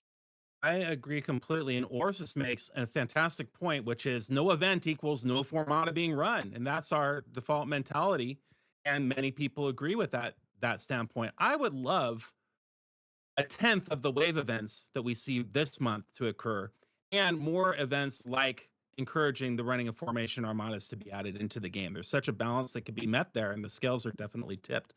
But the artifacts are a big hit for me, and I've not heard anybody complain about the artifacts themselves and what they bring to the game as being a negative. So that was May, the Delta Quadrant, artifacts, formation armadas. Let's move on to June, Voyager Part 2, and this was the advent of isolytic artifacts. Well, let's not forget about the officers that came out with Voyager, like them alone, like with B'Elanna, the aspect there, and that's and true. like all the underdeck guys for the new right. for the. Was it before we move Janeway on to and the opening all them up, but Janeway and BLT was May, were they not? I believe that's how we started. I believe that's correct. And I mean, who's going to say that BLT is a miss? Who's going to say that Janeway's a miss? I think those were two of the best officers to be added into the game this whole year, in my opinion. Lore aside. I think Wolfwood might be right. Janeway might not have been month. Oh no, Janeway was not month one. She was month two. The Doctor started the was second month. Yes, that's right. The Doctor was month one, and he was a welcome addition too. Absolutely, Doctor was. I mean, I kind of wanted the Doctor to be, in comparison to what we have in the game, the Doctor felt very mid. But I mean, extra loot sourcing is extra loot sourcing, and it's not targeted loot like, only rep or only parts. So it's hard to complain about that. But the sourcing for the Doctor was definitely and is definitely a problem area. So I think that that's a continuing problem. But as far as his abilities, Doctor's fantastic. That's and as is B'Elanna. I was going to say that you can't really even, it's really hard to even take this month by month when you look at these officers. I think you have to look at Voyager's officers as a whole group and say that none of them missed the mark. They are all relevant officers for the entirety of all of them. None of them stink. And they're all very useful. For the whole Neelix not being the morale officer. That was a big, I mean, besides what narrative, right? The narrative. But I can't think of another group of officers that are 100% hits. Usable from top to bottom, and the way that they did the 3 below deck abilities month over month were fantastic, as was the sourcing. Now, it was said in the chat that the Doctor was the first full unlockable in the game. That's not exactly the case, but I think he might have been the second. BubbaJoe would know better than that. But as far as the sourcing initially goes, in their introductory months, and what the changes were as it pertained to the solo leaderboards and the solo milestones that matched, I mean, that was a huge hit for me. What do you guys think about the sourcing of the Doctor and BLT? Initially, very solid. Yeah, go ahead. Yeah, I thought the sourcing initially for all of them were very good. I would like to see their continuing sourcing to be a little bit better. Doesn't that roll around with the problem of the formation sourcing? Yeah, I think that Get that up. Maybe we're running more rares, doing those pulls that are more common. right. And again, I'm comparing the after arc sourcing. The best I think is Bajoran, and it doesn't live up to that. So I mean, if I had to critique anything, would be turn up the sourcing a little bit. That's right. Graduated points out, and I tried to make that point a moment ago. I'm sorry if I wasn't clear. The post-arc sourcing, as we sit here today, not great. That's a 0 out of 10, I think, on anybody's book. However, the introductory month sourcing, which was what I was asking about, I thought was fantastic. If solo leaderboards were their monetary vehicle to drive spending, then what they did with the solo milestones that accompanied the leaderboards, beginning with the Doctor, which made him a full unlock. I mean, that got me excited. That got me motivated. That paired with the ability of all of these officers definitely caused me to open my pocketbook more than I normally would to participate. And so for that reason, I would give sourcing a hit on the intro months of all of these Voyager officers. Where we sit today, terrible. But in the beginning, I thought it was great. Moving on to June, Voyager Part 2 now. That was the isolated damage. That was Janeway. That was the isolatic artifacts. Bubba, when we saw how isolatic artifacts changed strategy, I mean, at first, to me, that was a very compelling feature because it gave me something new to think about. From your ops level, what did you think of the introduction to isolatic artifacts and ISO damage? I mean, isolatic artifacts and isolatic damage is absolutely a game changer. Helped in PvE. And there was a little bit early on in PvP. We've talked about how, 500% to damage is pretty worthless because it is. And, but, 5% isolatic boost, that's 5%, 10%, like whatever that percentage was a net multiplier on top of criticals and hull breach and all this other stuff. And made a very noticeable difference in terms of your capability because you're not just firing one shot around, you're firing 7 shots in a round. Well, that's almost cutting an entire weapon out if you had 10%. Like if you had 15%, you're cutting an entire weapon shot out of the need to blow up this ship. And so it made a pretty significant difference across the board for a lot of people. And when it was determined that the increase was in fact a net gain and not a multiplicative, I mean, that just made it all go from good to great, did it not? Yes, absolutely. And I wish more were in fact that way. In the month of June, we saw the introduction of Chakotay.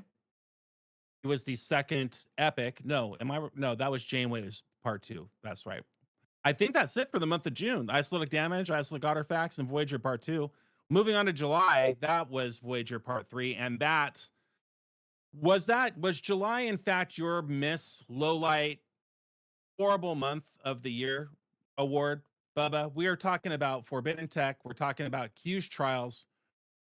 Has there ever been more civil unrest in the game than when we saw how Q's trials and that mechanic trotted out?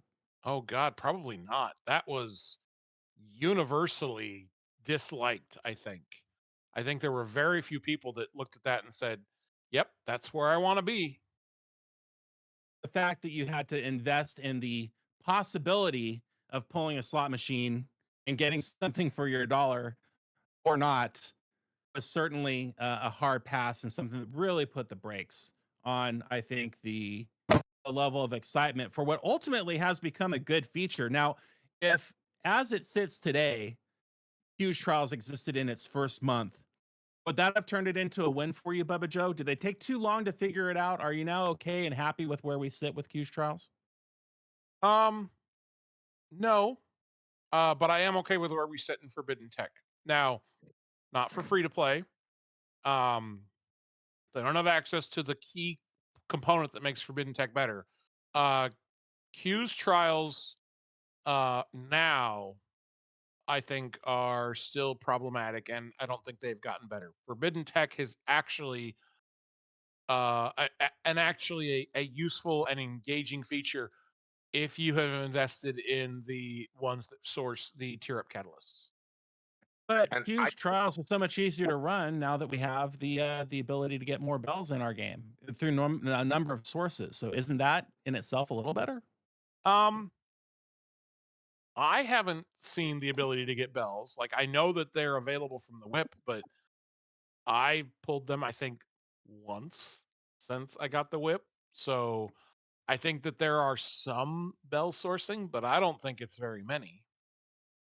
I got to tell you, the two combined, Q and Forbidden Tech for me, you know, are like vegetables when I was a little kid, right? You had to eat them there for the month where you were doing them, and it was such a bad taste in my mouth that, like, I haven't really even done much of anything with any of that since those months. I mean, because Q's trials were boring. The payout was garbage. The everything was slow, and it was just such a bad taste. And I know that they've changed the percentages and all of that.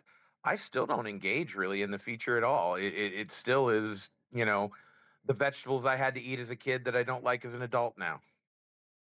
I guess that makes sense. And the fact that we did get pretty good sourcing on the Metron Cascade Warhead in the beginning, I think was, you know, maybe a little bit of an olive branch, just not enough to get a lot of people engaged. So, Putz, you're saying even to this day, Forbidden Tech is the miss for you. All right. Yeah, I mean, my queue building I think is at like 12 or 13, and I more often than not I don't do them every day.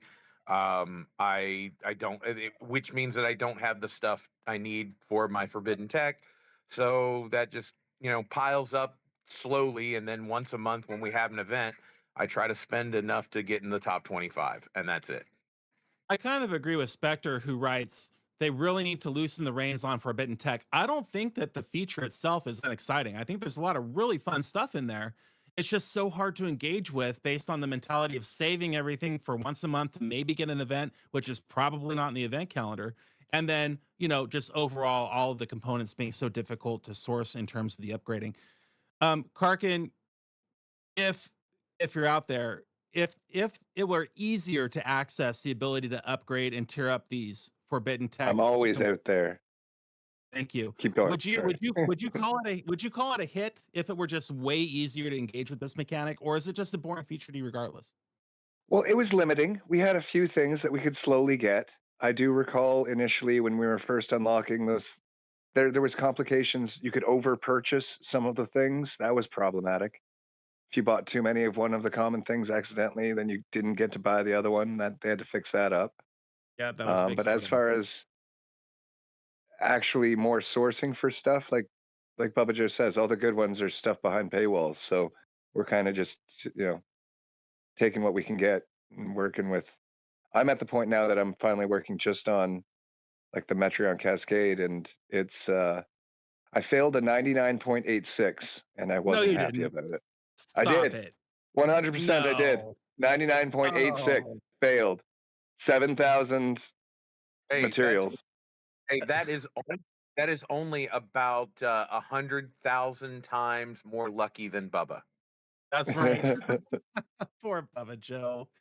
And like failing 5 times in a row and rage quitting the whole feature for a couple weeks, as I recall. That was difficult to hear, but very compelling and engaging radio all at the same time. So Bubba, we all want to thank you for the entertainment in that, because we felt the pain, right?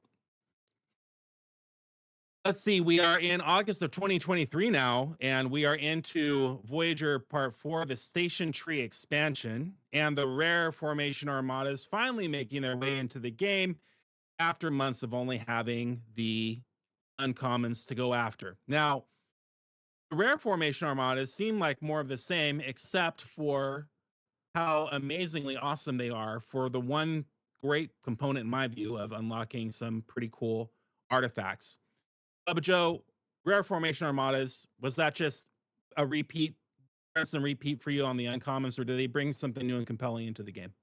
Well, I mean, well, that's what the sourcing is, isn't it? Yeah.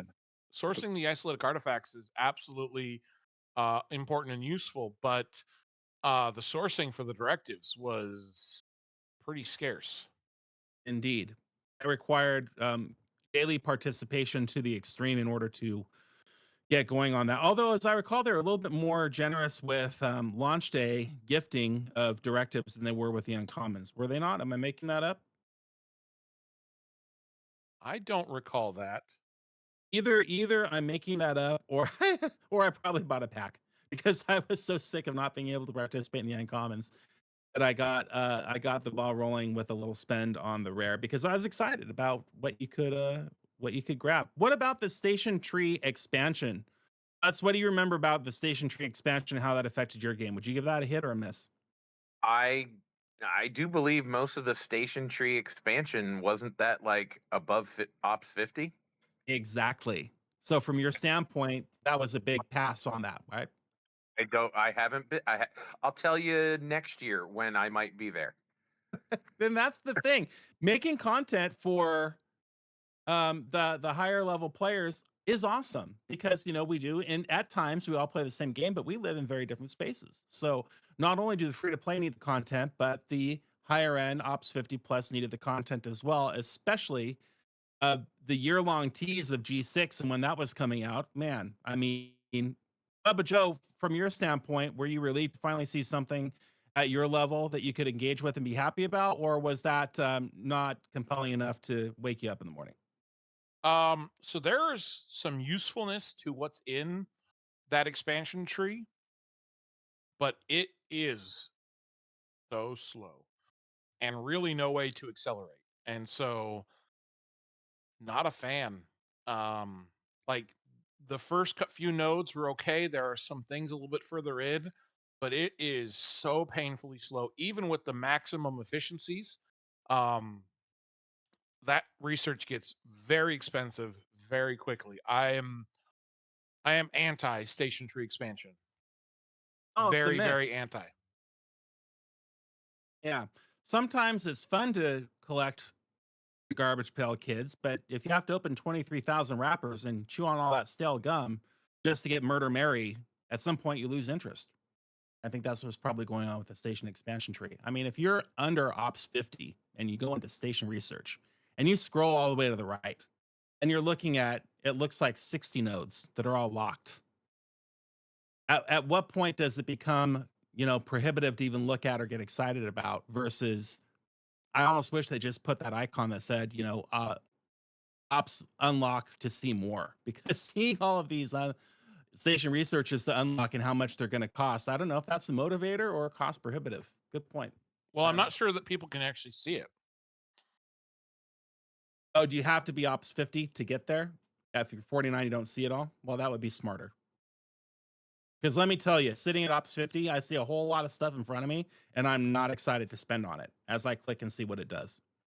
Yeah, my tree just says unlock to see more or something, or whatever. Okay, that last. well that's smarter. Grungandola put a unlocked screenshot in the screen, and we can always dump that into the graphics room for you listening later on to see what's up there. But yeah, it's very expensive. So Jules, so you've not been limited by the special currency. I'm curious about that. So like, I mean, my research, is quite a bit further along than Grungandola's, and there's a lot more that I'd like to be able to do and just don't have the particles for. Like the stuff I'm trying to do still requires, many, 6, 7, 8,000 particles, which is multiple weeks of saving. So I'm not sure what you're doing differently than me to get these particles, since it's a fixed amount. For the lower level players, Bubba, how many particles are you unlocking, and what is your process to do that? Well, it's a daily drip. At least it was until G6 launched, and then they forgot to put it in G6. Perfect. And so we took the better part of a month off. I think they did give us some token amount to try and make up for it, but it was bad. It did not cover the cost. Let me see. Let me see if I can find how much I get a day. Is it here? Oh, I can't look at my chests. I claim them. Is it in the third? Can someone tell me? I don't think it changed. Here we go. The daily. So you get somewhere between 400 and 790, depending on your ops level.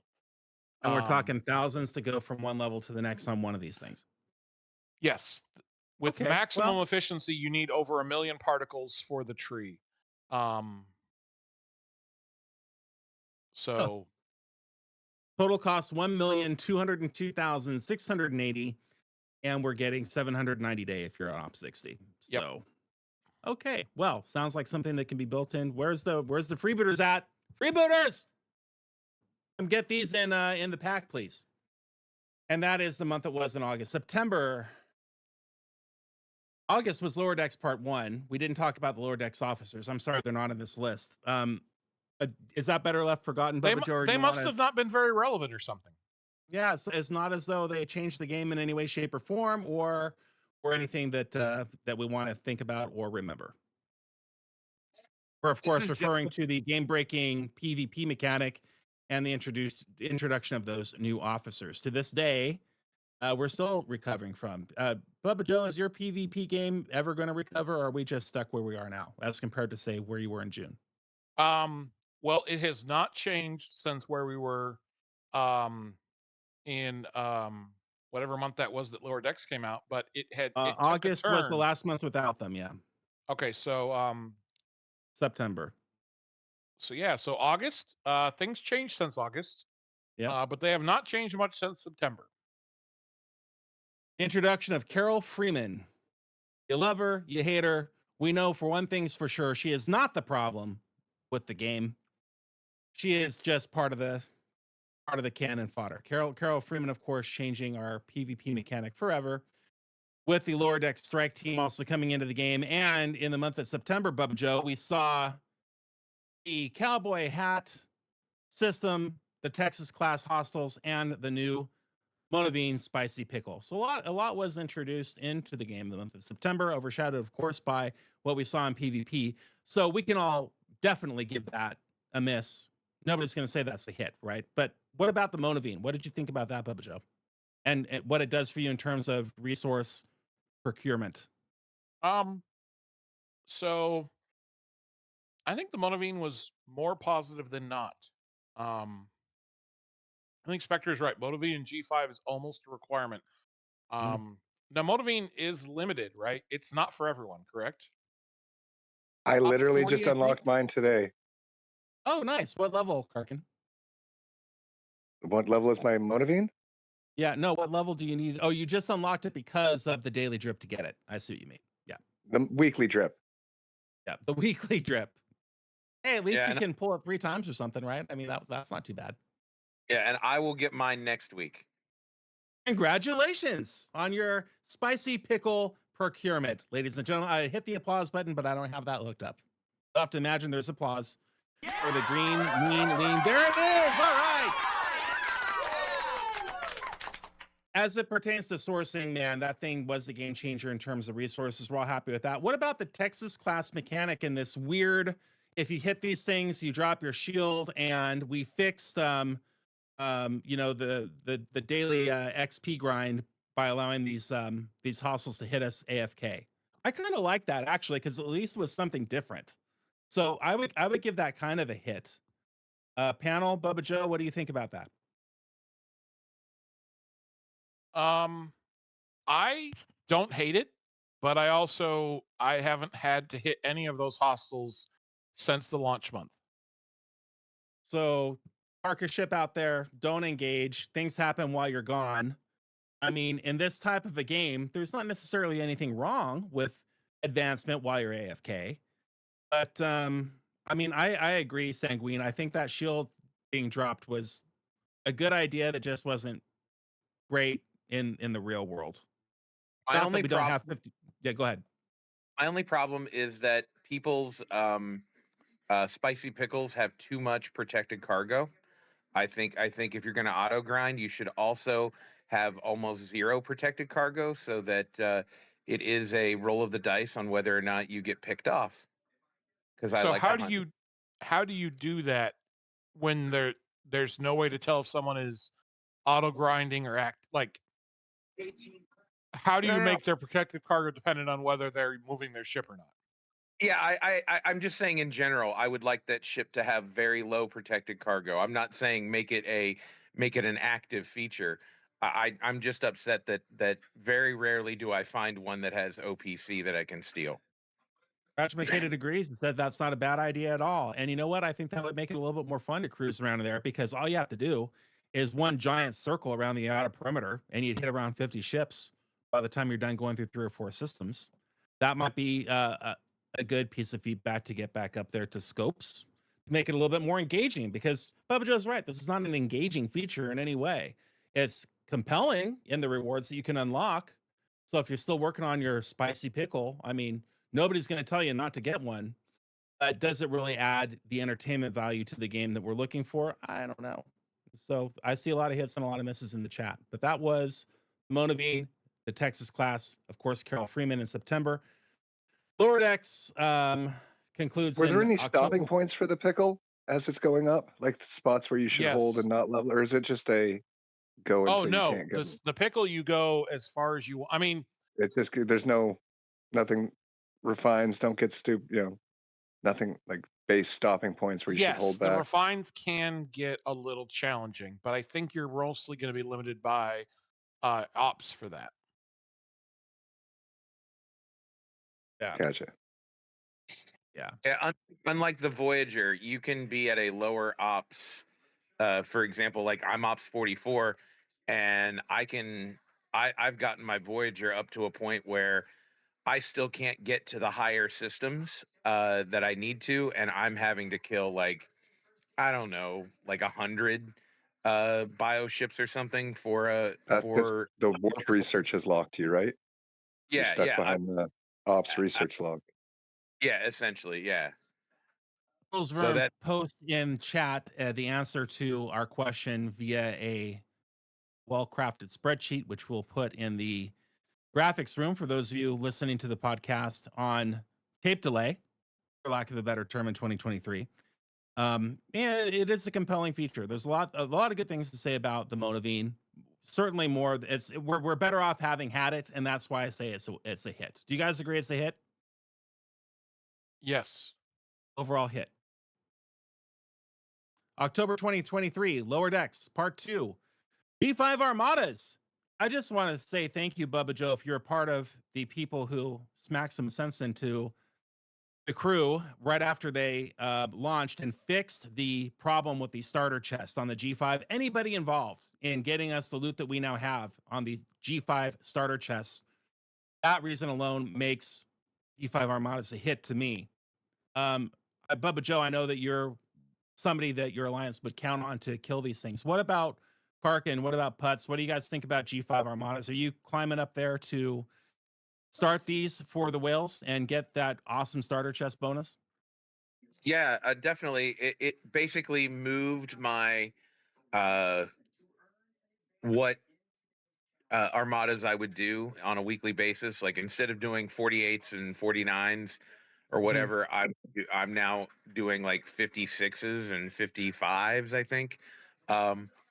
This but is the way. Yeah. correct me if I'm wrong, but also at this time, did they not speed up the G4 epic chest to like less than a week? I don't know what the G4 epic chest, but the G5 is only a few days. Yeah, because I used to have both of my G3 and G4 epic chests on the same day, and now they are like the G4 is I can open it way more than one than just every 7 days, which interestingly made my stockpile of epic loot actually go down, even though I'm able to hit higher now and get more starter chests. But I found the balance. But yeah, I like that. If that was an announced feature or not, but that was a nice quality of life thing that they did with the G4 epic chests. I agree. Divine Ops says 6 days, 23 hours, 30 minutes, i.e. 30 minutes faster. Yeah, well, I mean, anything is good. A lot of people agree that G5 Epic Chest, there's a lot of thank yous in the chat for that correction and getting us that starter chest. I know if you are in the low to mid 40s, you have your Voyager, you can now reach that level. Boy, what a difference that makes. And if you are not getting into G5 Town and starting those uncommon Armadas, there is a video about that we did a few months ago. You are definitely missing out on this whole entire loop on unlocking epic and rare directives that you should definitely clue in on. Check out the YouTube channel, go watch that video. It would definitely help you out. In addition to G5 Armadas in October, BubbaJoe, we saw a new Syndicate expansion into the 30s. And I know that you recently had a milestone. Did you not? Are you not in the mid 30s now on your Syndicate? I am now 36 in my Syndicate. Amazing. What was that for you? Was that a hit or a miss with this new expansion, and what it unlocked for you as a player up in your neck of the woods?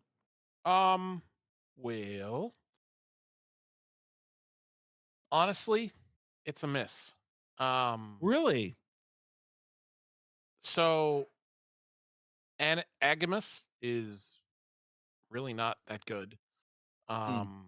Which is the first thing you get there. Getting the additional fleet commander slot will eventually be nice when I get there. I'm not, fine. That's a part of this. But the bonuses you get are all dwarfed by the bonuses we already got. So, I'm not a fan of this Syndicate tree expansion. The bonuses are pretty lackluster in compared to what you got moving up to through 30. So, and into 35. So, no, I mean, is it better than Hazards? Absolutely. But it's not like what kind of scale is that? I mean, my chopped liver that I have downstairs that I'm feeding my cat from 5 days ago, you would say is better than Hazards. Correct. The question is, which is better, or assaults? It is better than assaults. Oh, okay. Oh wait, are we talking about the expansion of the tree or Hazards? Hazards, I think. Oh no, Hazards is not better than assaults. Really? No. You heard it here first, ladies and gentlemen. BubbaJoe has a new 100% low point in the entire game. It is no longer assaults. It is indeed Hazards. Man, you've gone all in on hating that feature. Hazards are absolutely, there are strategies to engaging with assaults. The only strategy to engage with Hazards is to give Scopely money. There's no strategy. There's no planning. There's no way to do it other than to give Scopely money and level up in ops, which requires giving Scopely money. Got it. No, Hazards is awful. Speaking of misses, in October of 2023, we saw the fun and exciting new feature, the addition to the game that made us all miss our dailies for at least one day on Battle Pass, because they hit it in this new tab for the Territory Capture Season 1 launch and that Battle Pass. BubbaJoe, on a scale of joy of Ferengi whip mining to the pain of red data mining, where do you put Territory Capture Season launch on that scale? Well, I think the Territory Capture 3-month seasonal arc is very much a miss.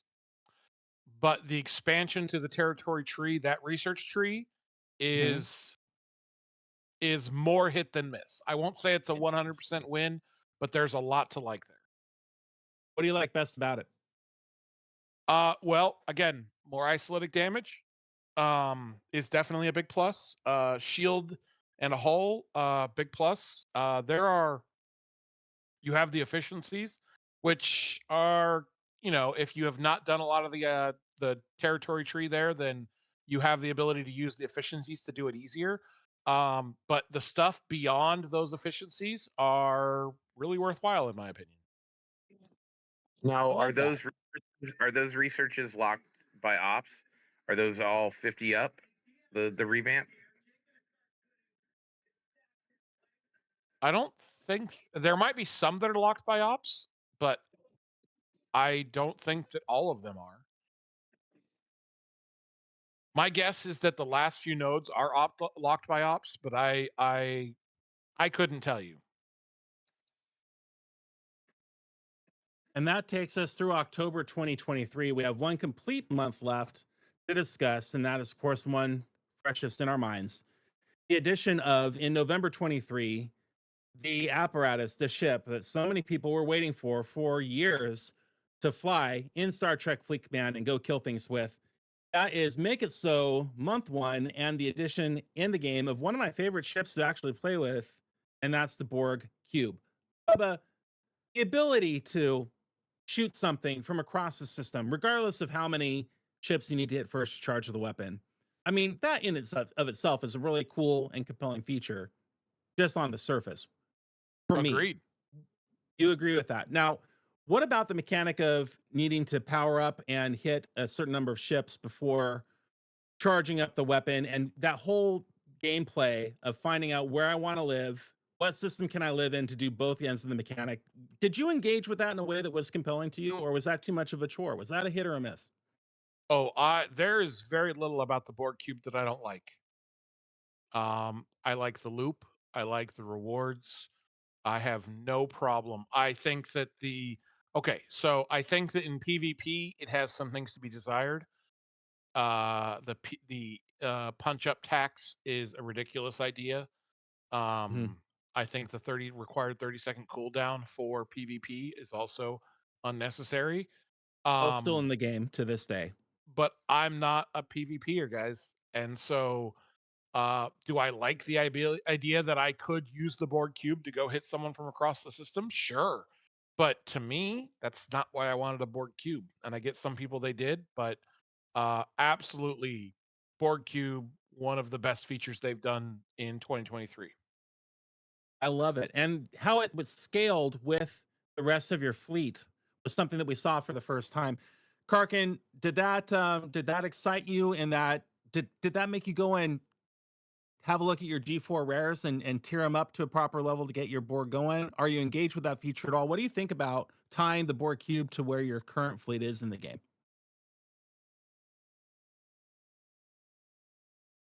Karkun's on a smoke break. Putz. Well, answer for Karkun, and I'm going to say that it actually is really quite nice. I am at a level where my Borg Cube is not my best ship, but is definitely my second best ship.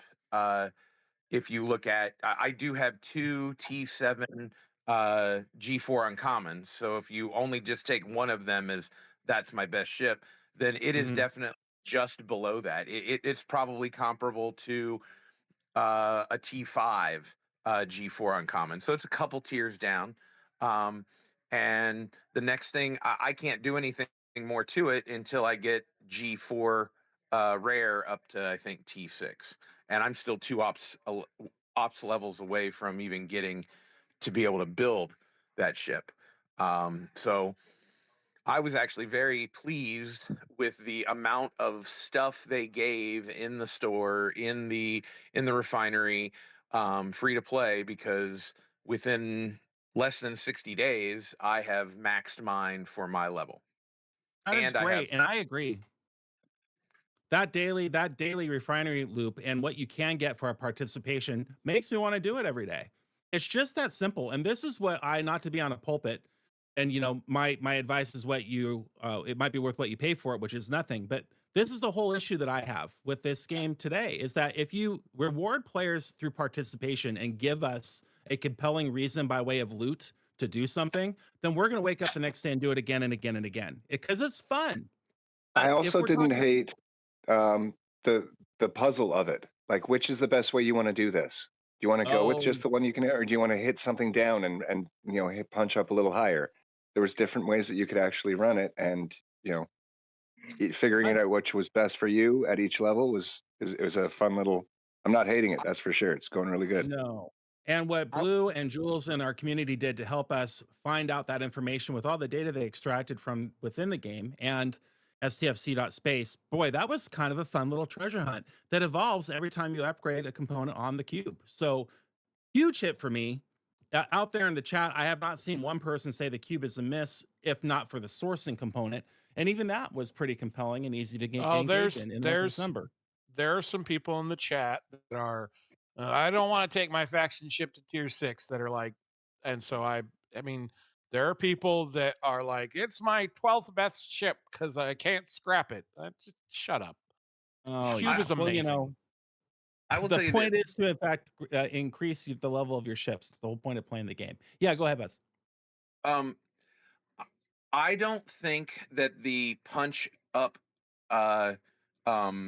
reduction should happen in PvP. However, I have actually come to like the punch up reduction in PvE, because if it wasn't for that, right, like my T6 level 30 Borg cube, I could actually get into a 4950 system 51s and basically hit one and charge on one hit and kill on the next with my beam, or maybe take 2 beam shots to kill, and now I'm set for like 2 or 3 days, right? Like and that, with the punch up that makes that virtually impossible, because I'm a 44, I'm losing like 80% or something going up that high. But when I do it in like a 44 45 system, I've got to kill like 3 to 5 ships to charge it up, and then I can kill 1 ship with my beam, and I do that 4 or 5 times, and I'm good to go for a couple of days. So I actually think that they did right in the punch up diminishment on the PvE side. I disagree with that.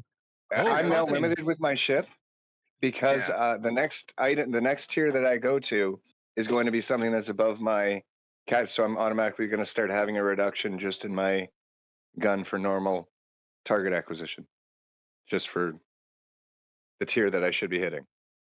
So I don't like the up tax for PvE or PvP. I don't like the up tax at all. Stanoscopely, all we want for Christmas is to get rid of that stupid tax, and we don't want to have to pay to do it. Is that asking too much? Am I going to get a lump of coal?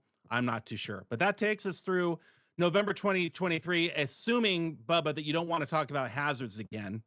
Do you want to talk about G6, or have we talked enough about G6? I do not want to talk about G6. I didn't think that you would, but G6 came out. I will ask you one question that I've always been wondering as a player who's never been on the bleeding edge of Ascension. When 40 came out, I was probably Ops 25. When 50 came out, I was Ops 36.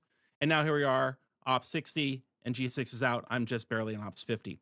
You have experienced Ascension from that first week when you were able to upgrade immediately all 3 times, have you not? Yep. Now, of the 3, would you say that we're going in a right direction? Is it getting better, iteration over iteration? Is it staying the same, or is it a lump of coal? G6, that being G6. It's definitely a lump of coal.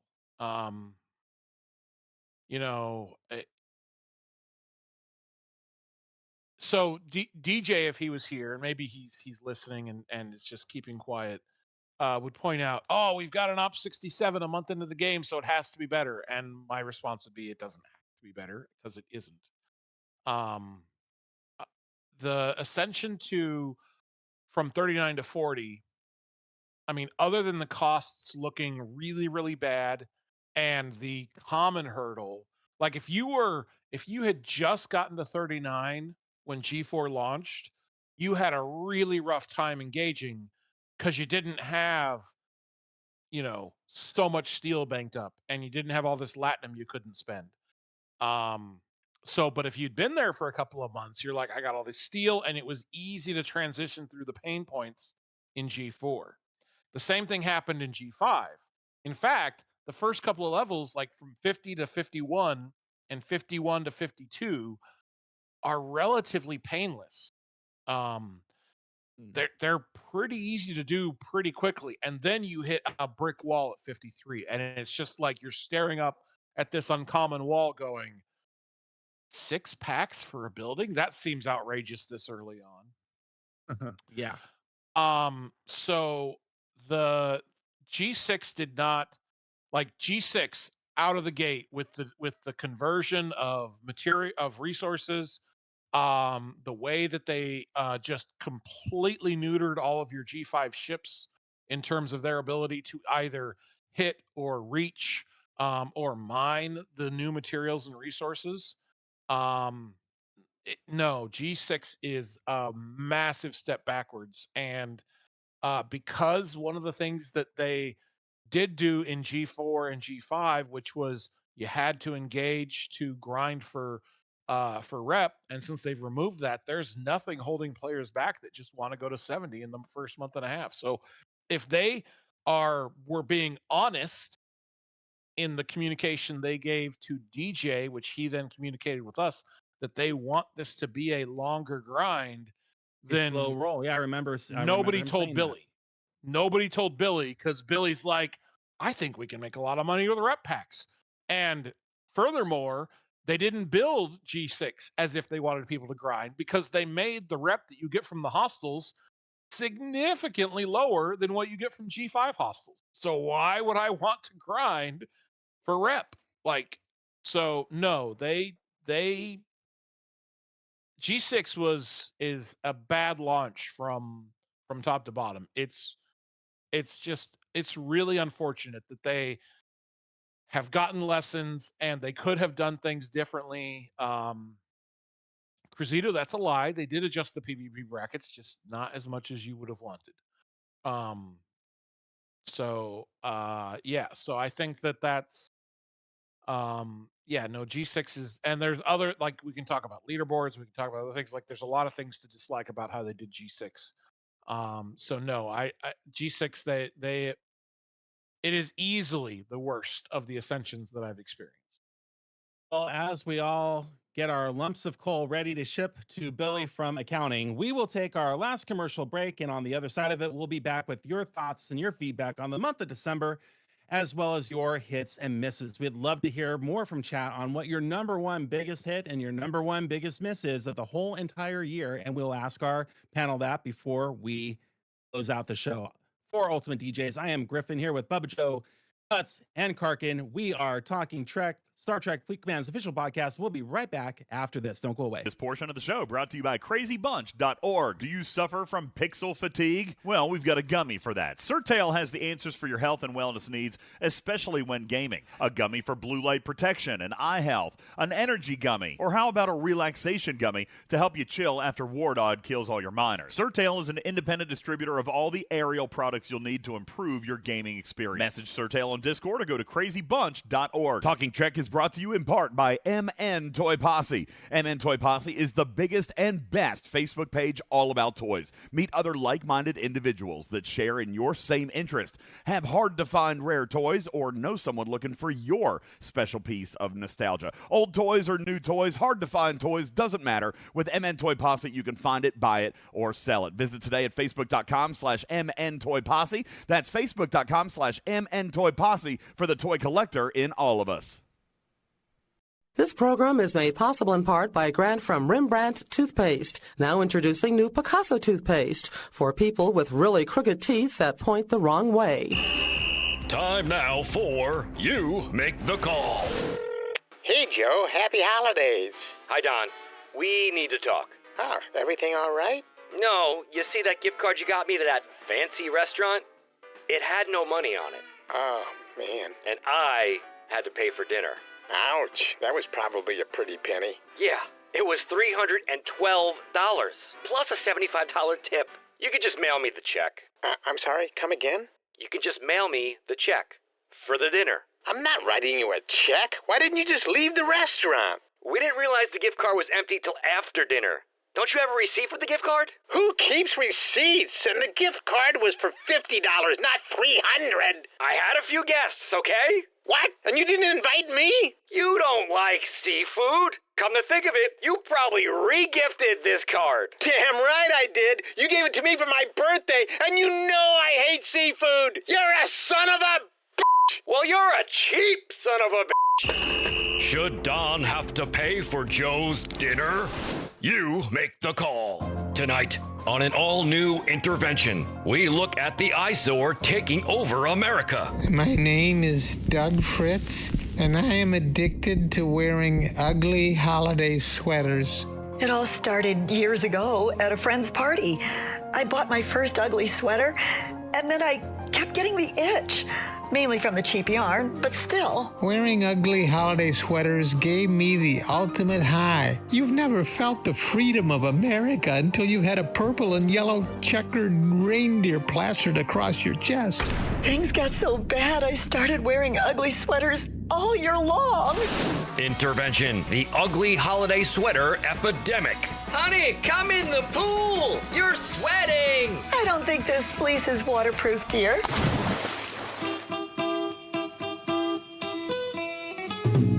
Grandma lost her filter sometime this year.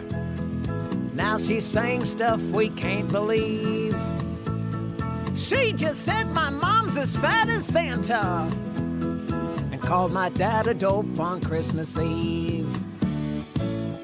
She was drinking tea, not eggnog, when she called my aunt a hoe. Then she switched off the TV station, and then she slandered half the folks in Mexico. When we woke her Christmas morning, her whole brain was out of whack. She put lipstick on her forehead, then she lifted up her dress and showed her rack. Oh, Grandma lost her filter sometime this year. Now she's saying stuff we can't believe. She just said my mom's as fat as Santa and called my dad a dope on Christmas Eve.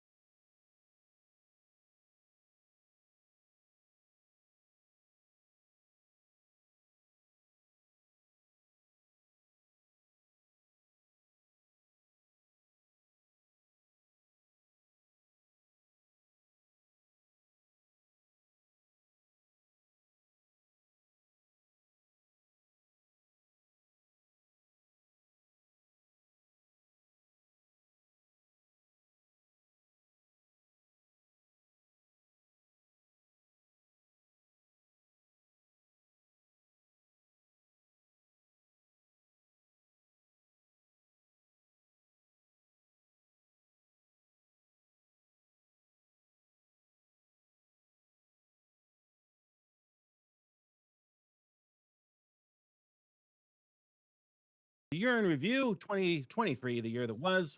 We laughed, we cried, we spent money. Maybe we didn't, but we had fun. I hope that's why we're all here. BubbaJoe, before we get our year in review pros and cons, our biggest hit and our biggest miss, how are you enjoying the month of September in the Alpha Quadrant and beyond?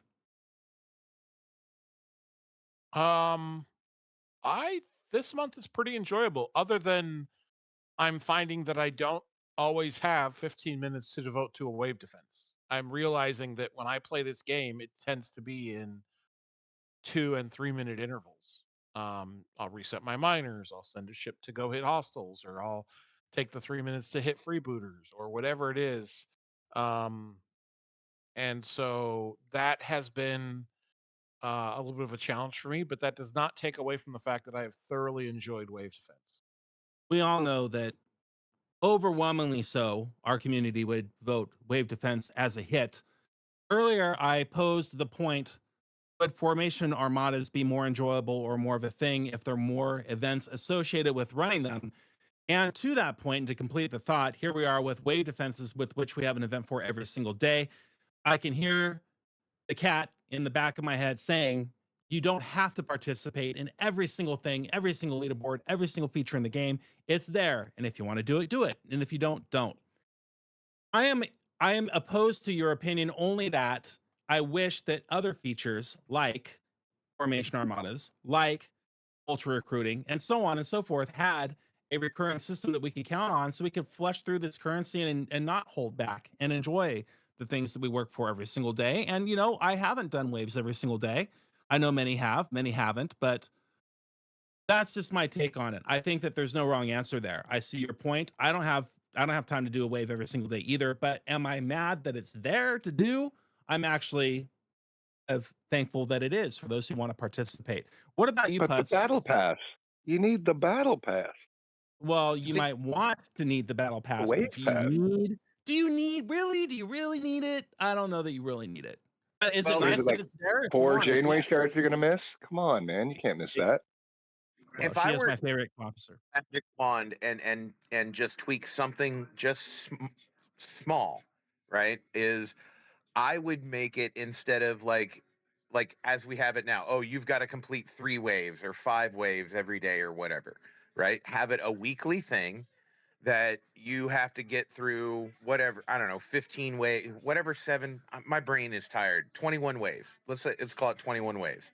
7 times 3. So 3, you have to get through 21 waves in a week. That way you can do 1 or 2, 3 or 4, whatever you need to, but you don't have to do them every day. I think that would be a good quality of life improvement. I love that idea. And see, it's little things like that where you don't necessarily need to design a whole new feature, just take better advantage of how to utilize what's already in the game to make it more compelling to participate in. Isn't that fair to say? Yeah, make it a week-long timer, make it 21, 25, somewhere in that range, and give you the rewards that you would have gotten if you did it every day. You know, I like and it. you know what the benefit of that is also? What's that? They don't have to write all of those different, things. They just have to write 1 for the week instead of 7. I mean, on the surface, would that make me engage more or less in this game? The answer is obviously more. And I would like to see more of that thinking brought into the game as we look at ways to take advantage of what's already there, minimize screen time, and make it a more enjoyable experience. Before the break, we were talking about what your biggest hit of the year is, your biggest miss. I was reminded by the cat that we also need to think about the quality of life pieces in the game, things that were done to make our life more enjoyable in the universe, and what you loved about that. So if you want to make a biggest hit be, for example, the MP sliders that were just brought into the game, what a huge freaking little thing. It's the little things, man, that make a big difference. I mean, that might be up at my top. The claim all buttons were another big one. So please think about what your biggest hits and your biggest misses are, and we will read those as we go along and speak with the panel. Karkun, are you still with us out there, sir? I am still Karkun here. Yeah, it just is takes a here. second sometimes to unmute. So if you were thinking about quality of life, features, have you had time to prepare what your biggest hit and or your biggest miss of 2023 was for your personal gameplay experience? Would you share that with the class? Well, based on my memory, it's only the most recent.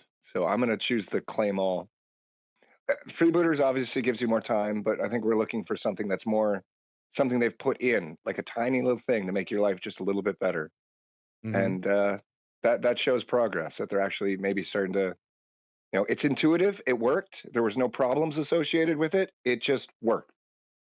That's It fair. doesn't do your 7-day. It doesn't do your 30-day. You're not doing something that you're not accidentally wanting to grab. It just works. And that is wonderful. So I'll go with that one. Yay, I love claim that all. answer. And what about your biggest miss?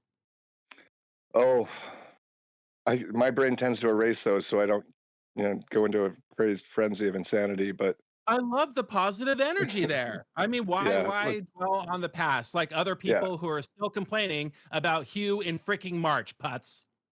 You know what? I'm going to go with that one, so that Putz can't take it. I'm going to steal his treasury debacle. That's the Oh, greatest man. miss. What a Because I care troll. more about other people, and I know how much it hurt Putz. What a I would- troll. I would say my biggest, quality of life is from the Voyager loop with the messages, faction messages, being able to go into the whatever that's. I mean, I I pretty much was like, I don't have time to go and find scouts, so I hadn't used that mechanic for God probably 9 months, a year. And as soon as that came out, and as soon as I was able to get in there, I haven't been without pulling those every day for all 3 factions now. And for me, So that's you're referring to the Delta Quadrant Borg systems, which were a mystery, never announced in communication with Star Trek Fleet Command official announcements, left up to the content creators to explain exactly what they were. At first, the cat thought they were going to be where the rare formation armadas would live, and that was not the case. It's just a great place to go hit a Borg ship, get a ton, thousands of these faction credits, and also, Putz, don't forget about the commerce insignias from the Voyager loop that are in there as well. So that's your biggest hit. Yeah, I mean that is my biggest hit, to be honest with you. And my biggest miss outside of the Treasury fiasco of March of 23, I would have to say is it might be a tie, but the one, and I don't know if it is me being a Luddite and I don't understand technology or whatnot, but I got a new phone, and I don't know if it was within the week of me getting the new phone or whatever, but like I don't get notifications anymore on my device. Neither do I. And I don't know what the heck happened. I don't know when they're going to come back, but that is the biggest miss. Like oh, you didn't pay Verizon the extra $5 for those push notifications. That's your fault. Well, I'm with AT&T, but I'd pay Verizon $5 for that. I don't care. I meant AT&T. Well, I mean, I think that those are fair points. In the chat, Cruzito says that the biggest miss of the year, just globally, was the 5-year anniversary as a whole. And boy, what a big point that is, Cruzito. I mean, there are so many components to the 5-year anniversary, from the giveaways to, going and seeing the movie and the Borg Cube computers that you could win. But man, I mean, what percentage of players actually ended up winning a prize versus, the rest of us who, it's cool that there is the fight. I mean, did we get an unlock of an epic? Yeah, that was absolutely cool. I mean, you can't complain. I heard a lot of complaining. You cannot complain about getting a free epic any day of the week, twice on Sunday. That's a hit. But I mean, what was communicated in game with the 5-year anniversary as a whole? We just learned a couple of days ago that all those gizmos are redeemable, and that's cool. Would I have liked to have heard about it beforehand? Would I have loved to have heard about it in September when we started collecting those? In this one player's opinion, yes. Is it great that they're redeemable for the tokens in the event store? Absolutely. And go redeem them now. It's live. You get 600 tokens for each one of those that you redeem in the event store. People are getting 20, and it's an 30, even number. You're not going to be left over with one. That's exactly right. It's a 1-to-1 redeem. All that is great. But Cruzito, I'm not going to disagree with you. Just from the standpoint of communication, I think it could have been a bigger deal.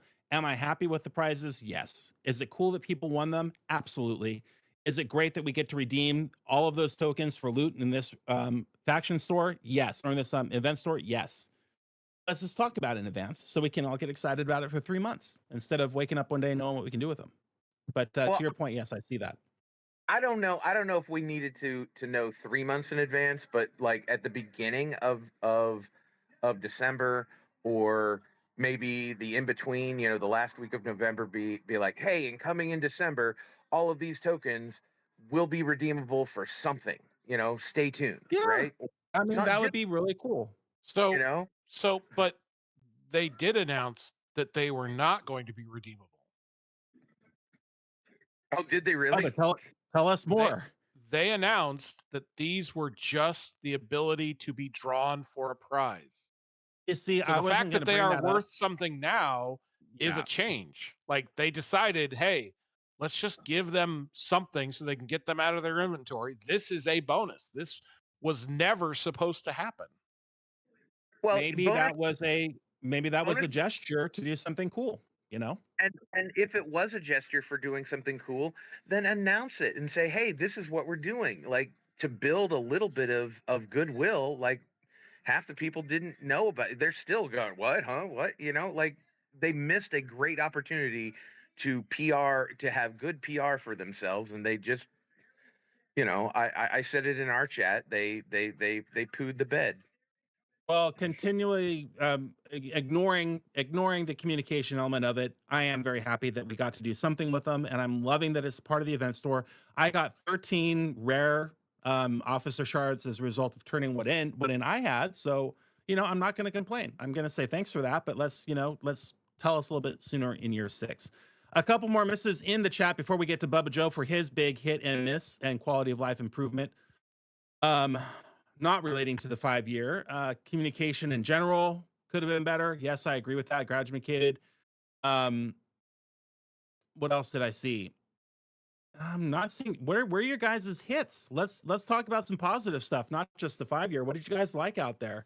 And while you get those in for us, BubbaJoe, the year that was. Do you have a ranking for us? Well, someone said it earlier, and was there more positives or negatives this year? And I think that there is definitely more negative than positive this year. But I would, while I don't like how G6 launched, and I'm not loving where I'm at in G6 right now, although it is a little more tolerable now than it was when it was launched, as far as my ability to engage in some of the features. I love the Borg Cube. I still love the Borg Cube. I use it, not every day, but I use it multiple times a week. I enjoy that aspect of the game. It's easy for me to use. I have no problems doing what I want to do with the Borg Cube. I love wave defense. I don't get to engage it every day because I don't always have time every day to devote that much dedicated time. And I get it. It's only 15 minutes. It's not how I play this game. I play this game in small spurts. So I think both of those are fantastic. I think another one that has not been talked about until just now by Sal, the game history video. I thought that was a huge hit for this year. Not necessarily in the game, but that was the legacy reel was so much fun to watch and see other people's. So much fun. Yeah, we had so much fun. We did that for days. It kept going all week. Yep. So I think the legacy reel was absolutely a fantastic addition to kind of the engagement that we got with Scopely. Yeah, I think from Scopely. I think that's probably the best thing that has happened was Beck's team on that.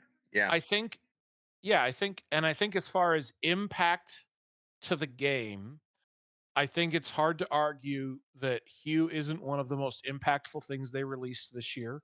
Hard to argue that there's been anyone even more impactful in terms of PvE. In terms of PvP, obviously we had the impact, whether you liked it or not. I think most people did not, of Freeman. But I don't think outside of the pick officers, I don't think anybody can say that the officers were inconsequential. Like you could say that the Borg Queen and the other one, not Dazok, were pretty much a miss, and the pick officers were a miss.